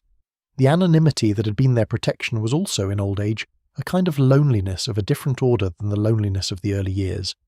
To die without anyone who had known you your whole life, to die with your real name on no document that would survive you, to be buried under an identity that was not the identity you had been born into, was a particular kind of ending that the choice had made inevitable, and that only became fully apparent when the ending was near.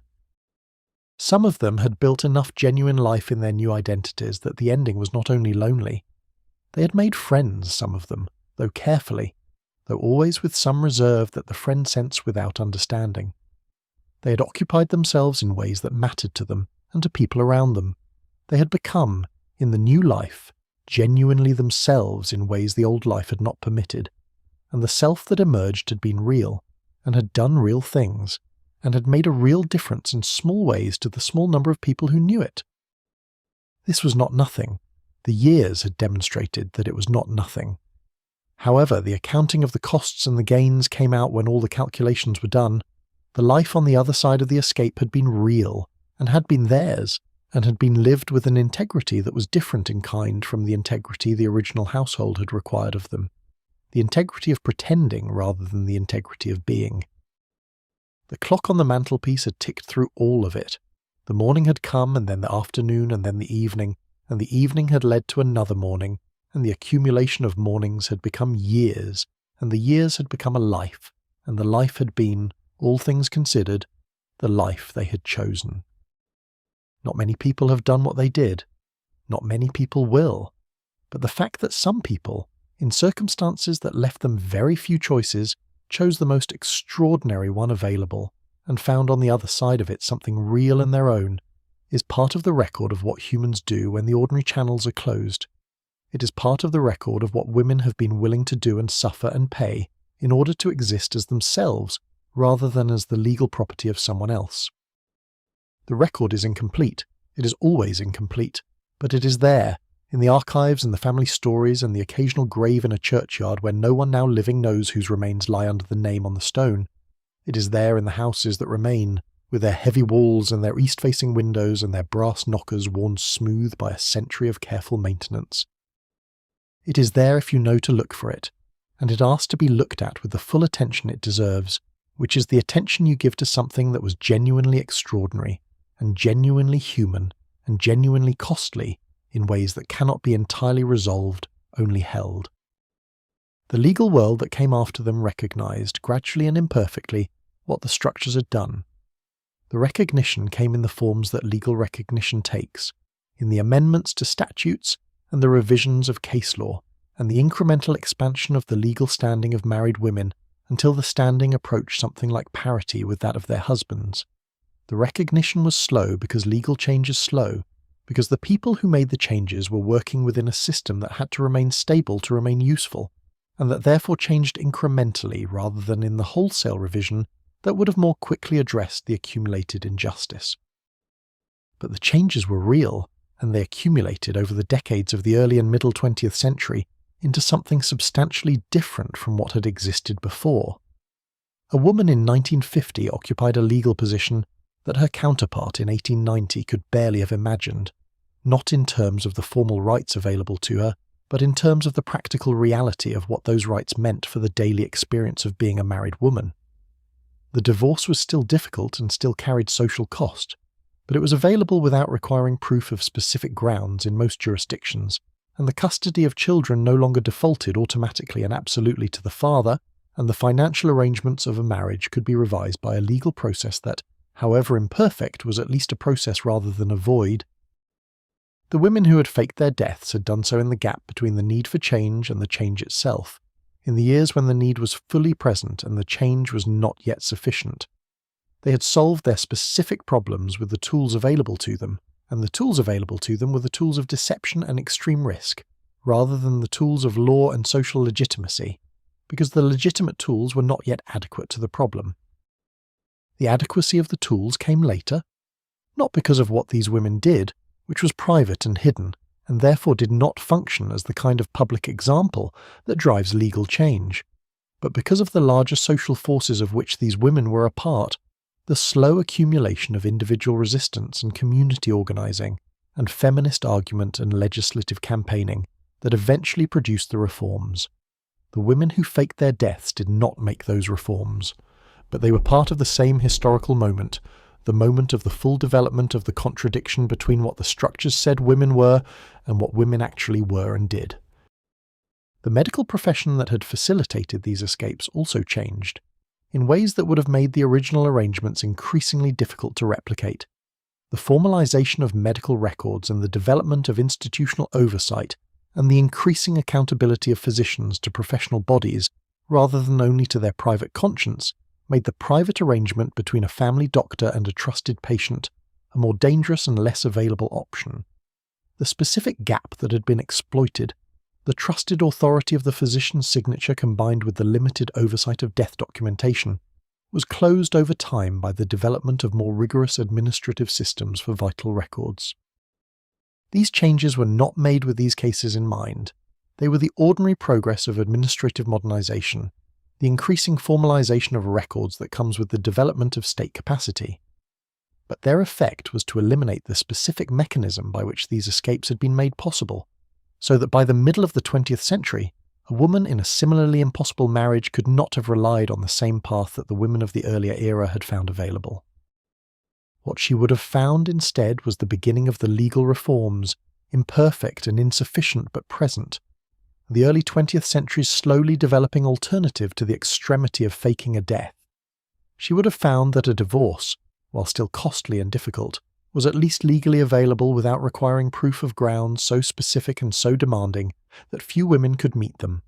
She would have found that the custody of her children was at least a question that could be argued rather than a conclusion that was foregone.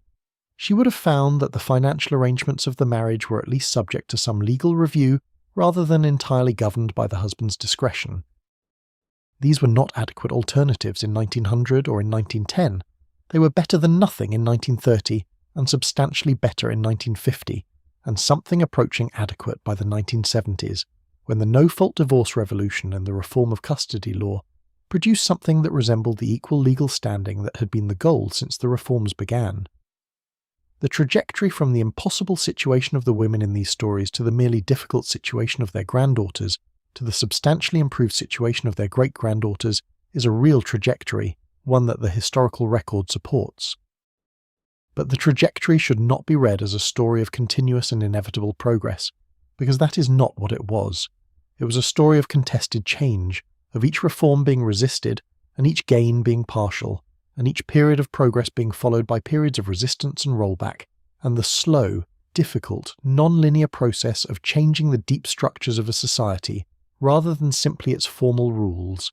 The deep structures, the informal assumptions about what women were and what they were for and what marriage was and what family required, changed more slowly than the formal rules, and sometimes ran ahead of them, and sometimes lagged behind them, and were in most eras the more significant constraint on the lives of actual women in actual households.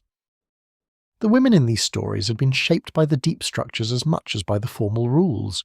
They had been raised to be wives and had been taught from childhood what wives were and what was expected of them, and what the alternative to being a good wife looked like, and the teaching had been effective enough that they had carried it into their marriages and applied it to their households with genuine competence and, for many years, genuine commitment. The departure from the structures, when it came, required them to work against their own formation as well as against the external constraints, to unlearn as well as to learn, to revise not just their circumstances but their understanding of themselves. This is the hardest kind of change.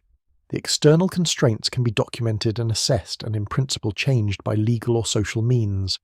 The internal formation is less visible and less accessible, available only through the kind of sustained self-examination that the daily demands of the household life did not provide opportunity for, and that the new life, with its time and its solitude and its journal and its French lessons and its morning walks, gradually allowed.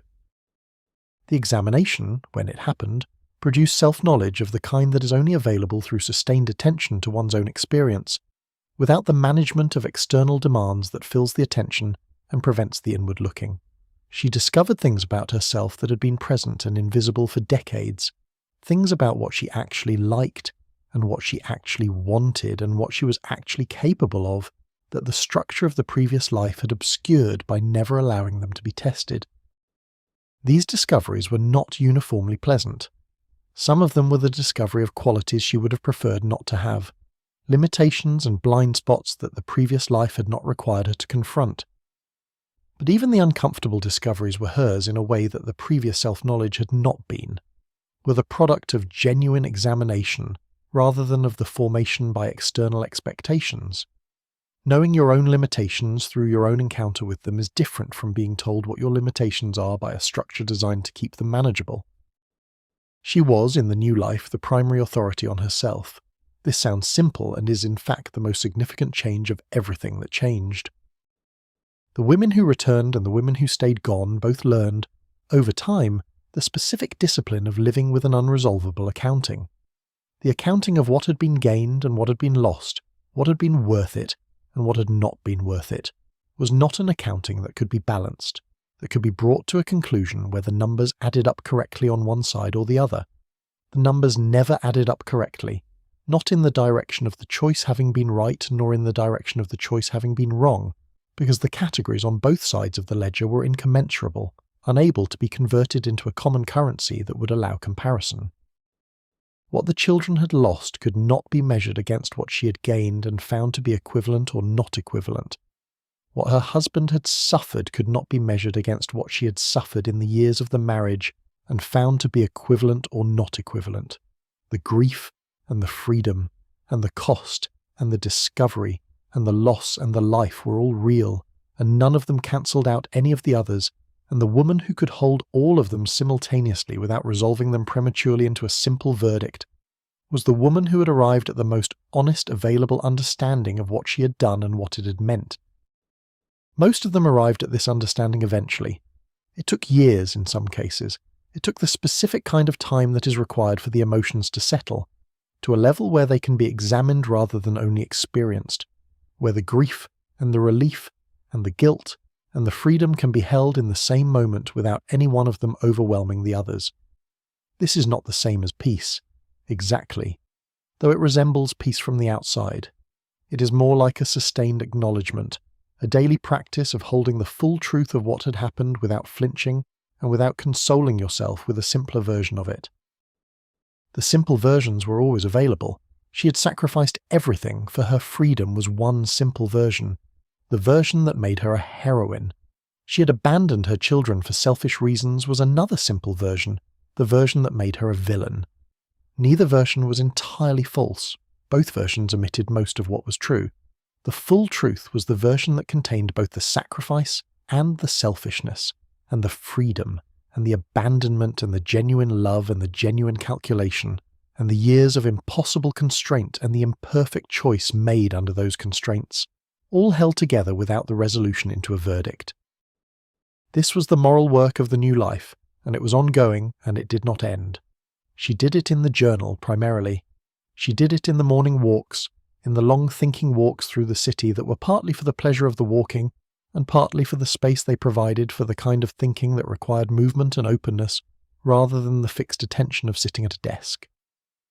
She did it in the evenings, in the particular quality of the evening quiet that she had come to value as the hour when the day's activities had settled, and the mind had space to do the kind of work that the active hours prevented. The moral work made her over time a different kind of person than she had been in the household. Not better, not worse, but more thoroughly acquainted with the full range of her own character, more honest about the complexity of her own motivations, more capable of holding the contradictions that the simplifying work of the household's demands had not given her space to encounter. This acquaintance with herself was, in the end, one of the things the new life gave her that could not have been given within the old one. The self she was acquainted with was not entirely pleasing to her, was not the self she might have chosen to be if the choosing had been straightforwardly available, but it was hers, known and specific and real, and the knowing of it, however uncomfortable, was better than the not knowing that had attended the years of the household's demands.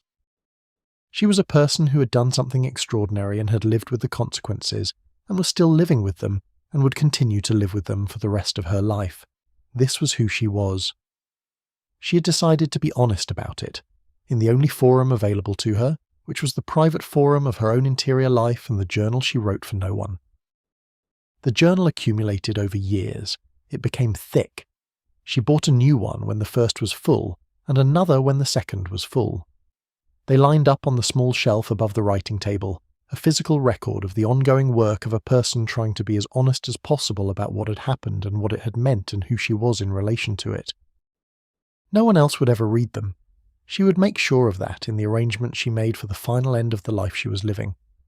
But they existed, as the truest record available of what the choice had been, and what it had cost, and what it had given, written by the one person who had full access to both sides of the accounting, and who had decided to account for it as completely as she could.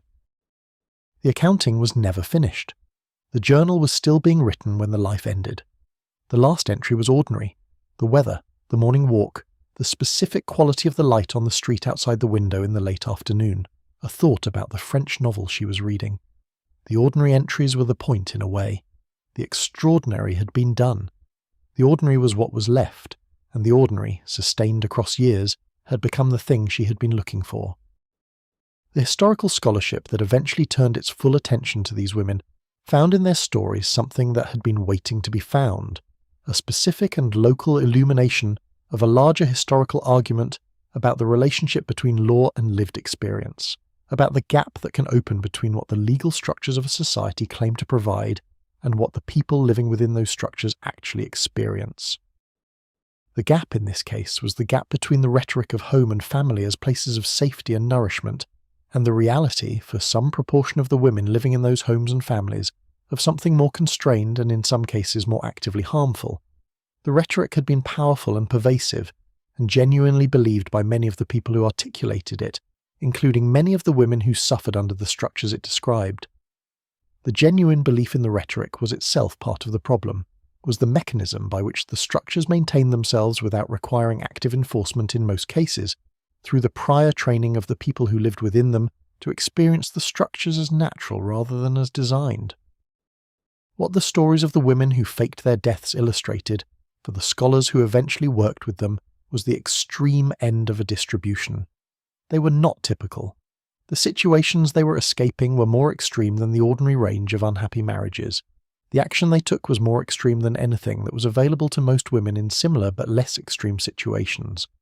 But the extremity in each direction made the mechanisms legible in a way that the ordinary cases did not.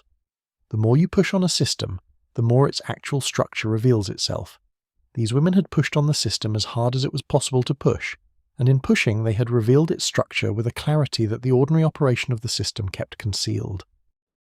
The revelation was useful, not because the academic scholarship fed directly into the legal and social reforms which operated through their own processes and responded to their own pressures, but because the recovery of these specific stories, in their specific detail, contributed to the cumulative cultural understanding of what the structures had actually been.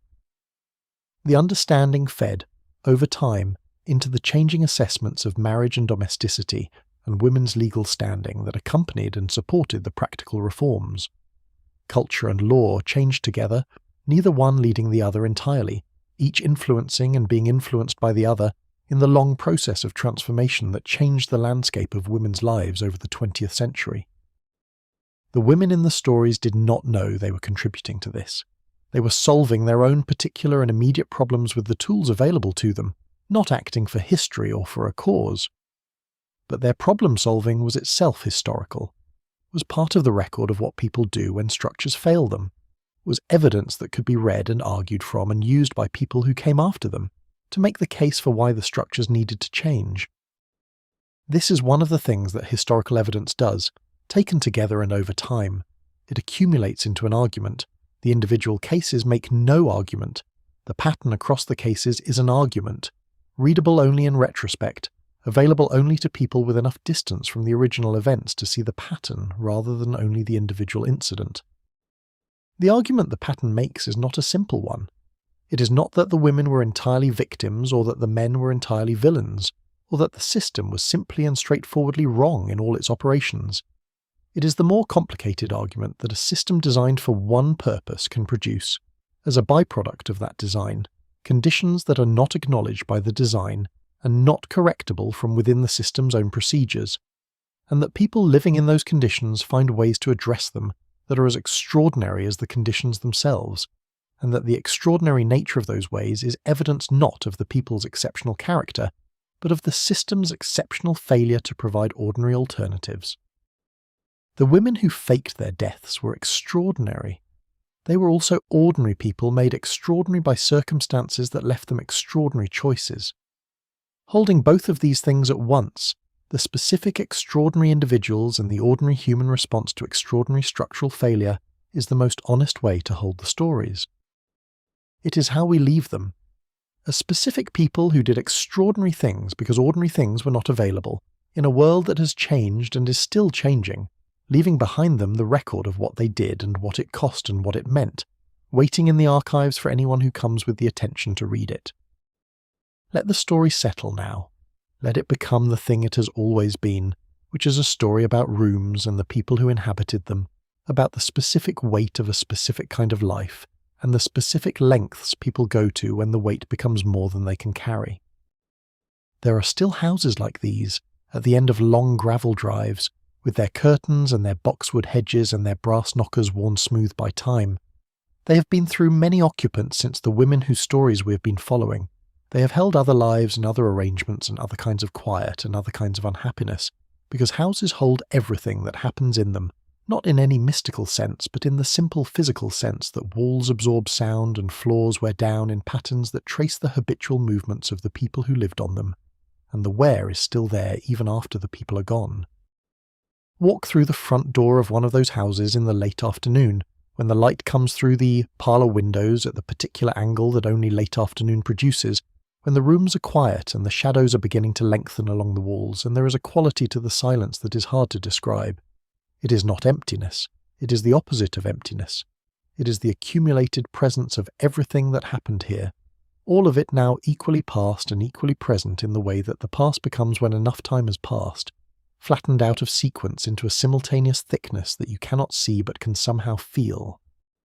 In that parlour, in the mornings of some particular year in the first decade of the 20th century, a woman sat and wrote correspondence that she did not feel, and managed accounts that were not hers and performed the contented domestic life that was required of her.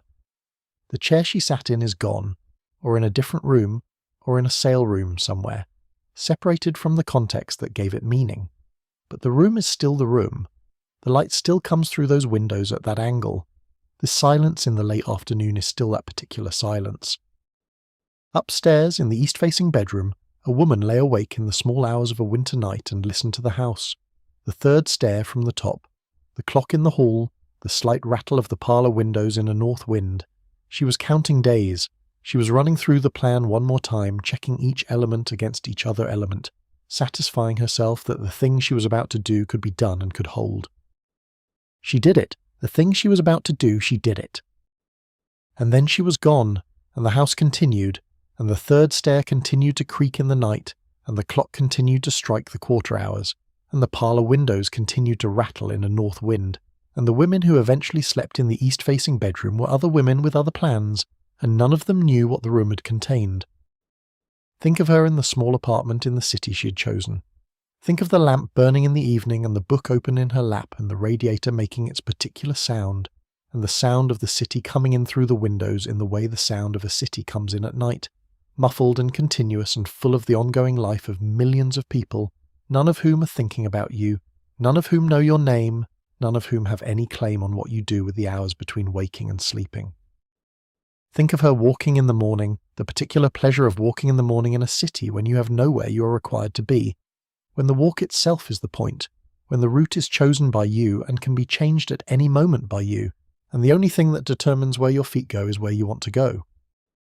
Think of her at the language school, bent over an exercise, the French teacher walking behind the rows of chairs and pausing when she found something that needed correcting, and correcting it in the direct, exacting way of someone who believes that precision in language is a form of respect for the person you're trying to reach with it.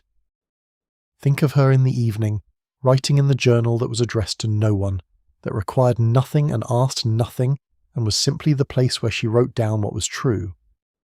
Think of her on the anniversary of her departure, which she marked privately without ceremony, by allowing herself to feel the full weight of what she had done and what it had cost, and what it had given her, all at once, without the managed distance she maintained for the rest of the year. She permitted herself on that day to feel everything, and then she went out into the city and walked for a long time and came home and made her dinner, and sat with her book and let the evening be what it was, which was hers. The children she had left grew up. She knew this in the abstract without knowing it in the specific, without being there for the specific occasions of growing up, the first day of school, and the last day, and the graduations and the illnesses, and the ordinary Tuesday afternoons that are the actual texture of a childhood. She carried them with her as the specific and irreducible fact of her loss, the cost that would not dissolve, no matter how many mornings she walked through the city, or how many French exercises she completed, or how many evenings she sat with the lamp on and the book open. She carried it, and she went on. That is the most accurate description of what she did. She carried it, and she went on, one day following another, each day its own complete thing, each morning its own beginning, each evening its own settling into rest. The house at the end of the long gravel drive still sits there, in whichever imagining of it you have been carrying through this story. The curtains are drawn or not drawn, the boxwood hedges are trimmed on Tuesdays or on other days or not at all anymore. The brass knocker has been polished or has tarnished or has been replaced by something more modern that doesn't require the same maintenance. But in some room of that house, in some configuration of light and shadow and the sounds that old houses make when they are quiet and inhabited only by their own history, the story we have been telling is still present. Not as a haunting, nothing so dramatic as that, simply as the fact of what happened here, which does not disappear just because the people have gone, which accumulates alongside all the other facts of a house that has been inhabited for a long time, which is available to anyone who comes to it with the attention that it requires. She stood at a window and watched her own coffin carried down the front steps. She pressed her hand against the cold glass. She let out a breath she had been holding for 3 years. Then she picked up a bag that was lighter than she had expected and walked down the stairs and through the door and into the morning. The morning was cold, the street was ordinary, no one looked at her. She turned in the direction she had decided on and she did not look back. Let that be where we leave her. Not in the complications and the costs, which are real and have been given their due here, but in that specific moment of forward motion, that first step away from the house and toward whatever the city would eventually offer her. The cold air, the ordinary street, the extraordinary fact of nobody knowing who she was or what she had just done or what she was walking toward. She did not know either, not exactly, but she was walking toward it. She had made herself free enough to do that. She was walking. Rest now. The story is settled. The houses are quiet. The evening is long and there is nothing required of you between now and morning except to let the body rest and the mind soften and the night do what the night does, which is simply to continue in its dark and quiet way around the sleeping world. Let the woman in the morning room put down her pen. Let the woman at the window step back from the glass. Let the woman in the small apartment in the new city put out the lamp and lie down in the room that is hers, in the dark that is hers, and let the sleep come in the way it comes when the day has been fully lived and the night is finally completely your own. The last houses in the story are not the houses where the women lived during the marriages. They are the smaller houses, the apartments, the rented rooms in cities that had no connection to the previous life. They are the rooms where the morning light came through windows that were not east-facing, where the sounds were different sounds, where the familiarity that accumulated was the familiarity of a life chosen rather than inherited. Think of one of those rooms in the late afternoon of a winter day, when the light comes in low through the window and casts long shadows across the floor, the books on the small shelf, the chair by the window where she reads in the afternoons when the light is good enough, the table where she writes in the journal, the words that are addressed to no one and that ask nothing, and that are simply the record of what is true in the life being lived. The room is warm because she keeps it warm, which is a preference she has discovered about herself and has honoured without apology since discovering it. The bread from the morning is on the table, half a loaf remaining from what she bought at the bakery on the way back from the morning walk.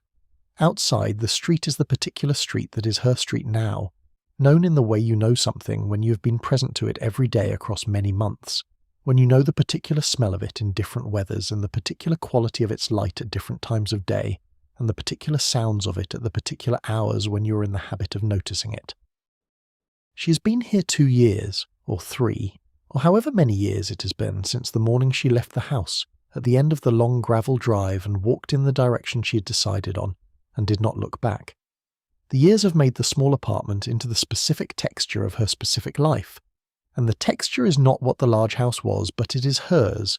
In a way the large house was not, and the being hers is the point. She's writing in the journal.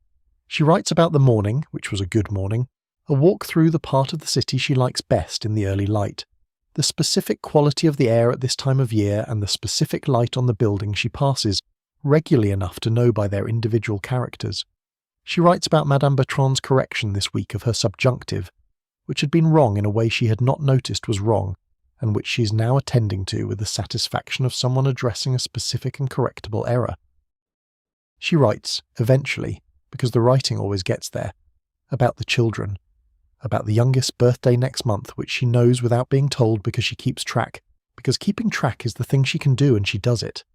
About the way the oldest one used to make a particular face when she was working out a difficult problem, a face that was entirely her own and entirely recognisable, and that she has not seen in 3 years and will probably not see again, and that she carries in the part of her mind where the specific details of the children live, as present and particular as they were when she was in the same room with them.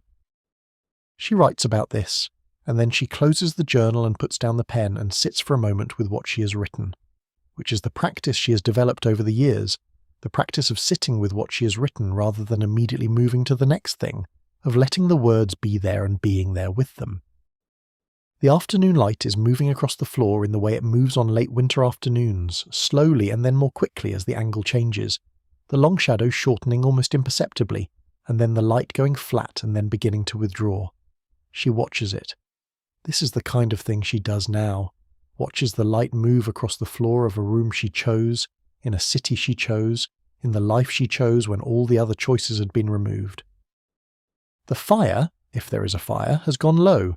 The room is still warm. Outside, the street continues its life, which is the street's life and the city's life and the world's life, all of it moving forward in the ordinary way that the world moves forward, without reference to any particular person in any particular small apartment watching the afternoon light change. She is part of it. She's part of the ordinary movement of the world, one person in the ongoing life of a city, present and specific and alive in the way that she has learned means something different from what she had been told it meant. Alive in the full sense, carrying the grief and the joy and the daily texture of a life that is entirely hers. There is nothing more that needs to be done tonight. The fire is low, the room is warm. The book is where she left it, in the chair by the window, waiting for the morning when the light will be good again, and she will sit with it, in the specific quiet of a morning that belongs to her. Let the evening come. Let the room fill with its particular darkness, familiar and unhurried. Let the sounds of the city outside become the sounds of a city settling into night, changing register, quieter and more intimate in the dark hours than in the day. She is here. She chose this. The choosing cost what it cost, and the cost is real, and carried and not diminished by anything else that is true. But she is here, in the warm room in the city she chose, and here is where she is, and being where she is, having gotten here, was the whole point. Rest now. Let the night do what it has always done, which is to hold everything equally in its dark without distinction between the old lives and the new ones, without preference for the stories that ended well, or the stories that ended in complication, or the stories that are still going on somewhere in the long record of what people do when they are given impossible choices. The night holds the houses, the large ones at the end of gravel drives and the small ones in city streets, the morning rooms and the consulting rooms and the guest bedrooms, with the windows that faced a certain direction, and the small apartments, with the west-facing windows and the radiators and the shelves of books and the journals accumulating their ordinary and extraordinary contents. The night holds the children, grown now, old now, gone now, all of them at whatever stage of their lives the time and the story has carried them to, carrying whatever they carry from the particular formation of their particular childhoods, which included, in each case, a mother who made a choice that was not recoverable, and was not explainable, and was not resolvable into a simple moral verdict. The night holds the women, in the new lives they built from the materials available to them after the departure, the French lessons and the morning walks and the bread from the corner bakery and the journals and the quiet evenings, and the specific quality of a freedom that was also a cost and a choice and a life. Let it all settle, now, into the particular texture of stories heard in the dark, stories that came in through the ears and found their way into whatever part of the mind is available at this hour, the part that is less defended than the waking mind, more open to the weight of what people carry and why they carry it and how they go on carrying it, one day at a time, across the ordinary mornings that accumulate into years. The ordinary mornings are the point. She had discovered this, and it was one of the truest things she had discovered. The extraordinary moments, the moment at the window with a hand on the glass, the moment of walking through the front door and into the morning, the moment of hearing a smell and being briefly returned to the house she had left, these were the moments that organized the story and made it legible. But the substance of the new life was the ordinary mornings, The repeated and unremarkable texture of days in which nothing significant happened, and everything was exactly as it was, and the light came through the windows at the angle it came at that season, and she rose and made her tea and sat for a moment with the first cup before the day properly began. The first cup of tea in the morning, in her own kitchen, in her own time, choosing the tea she preferred and the cup she preferred, and sitting in the chair she had arranged at the window where she could see the street, without being too visible from the street. This was the substance of the freedom she had bought at such cost, the small unglamorous daily substance of it. It was enough, it was more than enough, it was in fact everything. The fire is coals, the room is quiet, the story is in the air around you, settling into the same part of the night that holds all the other stories you have been told, all the other people you have been asked to imagine, all the other lives you have briefly inhabited through the listening. Let this one settle with them. Let the woman in the morning room put down her pen, and let the woman at the window step back from the glass, and let the woman in the small apartment close her journal, and let the light through the windows be the morning light, in whatever morning you will wake to, the specific morning that belongs to you with whatever it holds. Rest now. The story has been told. The night is doing its work. The morning will come when it comes, as it always has, carrying forward everything and leaving nothing truly behind, the way mornings always do. Sleep. The fire has gone down to coals. The room is warm enough to rest in, quiet enough to sleep. These women made a choice that most people will never need to make, and that cost more than any simple accounting can hold. They left houses that were beautiful and marriages that were finished, and children they loved, and lives that had been, in every official sense, theirs. They walked into a morning that had no map in it, and they built something from what was there. We do not know all their names, we do not know all their stories. Most of them disappeared as they intended to, completely and without trace, into lives that were small and their own and sufficient. They are in the archives, fragmentarily. They are in the family stories, imperfectly preserved. They are in the empty rooms of houses that still stand, in the particular quality of an afternoon silence, in the worn path in the floorboards where someone once walked every day. They were here. They chose to be elsewhere. They went. Thank you for spending this night with their story. If you found yourself somewhere in it, or found someone you loved, or found only the quiet pleasure of a long story heard in the dark, that is enough. That is more than enough. Sleep well. What do you think happened to the children in the long run? Come find me in the comments and tell me what you believe. The rooms where these stories happened are still standing, most of them. The light still comes through the windows at the angles it has always come. The morning still arrives with its particular quality, different in each season, familiar to anyone who has spent long enough in one place to know it. We have spent the night with women who made impossible choices under impossible conditions and who survived them, at great cost, into lives that were smaller and freer and more genuinely their own. They were not heroines in the simple sense. They were not villains in the simple sense. They were people, specific and irreducible, who found themselves in a corner and looked for the way out and found one and took it and paid for it and lived. The sleep that waits for you now is your own, in a room that is yours, in a night that belongs to you. Whatever the day has held, the night is simply the night, unhurried and uncomplicated, offering rest to anyone who will accept it. Accept it. The story is over. The fire is coals. The room is quiet. Sleep well. And in the morning, if you're curious about what the children made of it in the end, come and tell me in the comments. I would like to know what you think.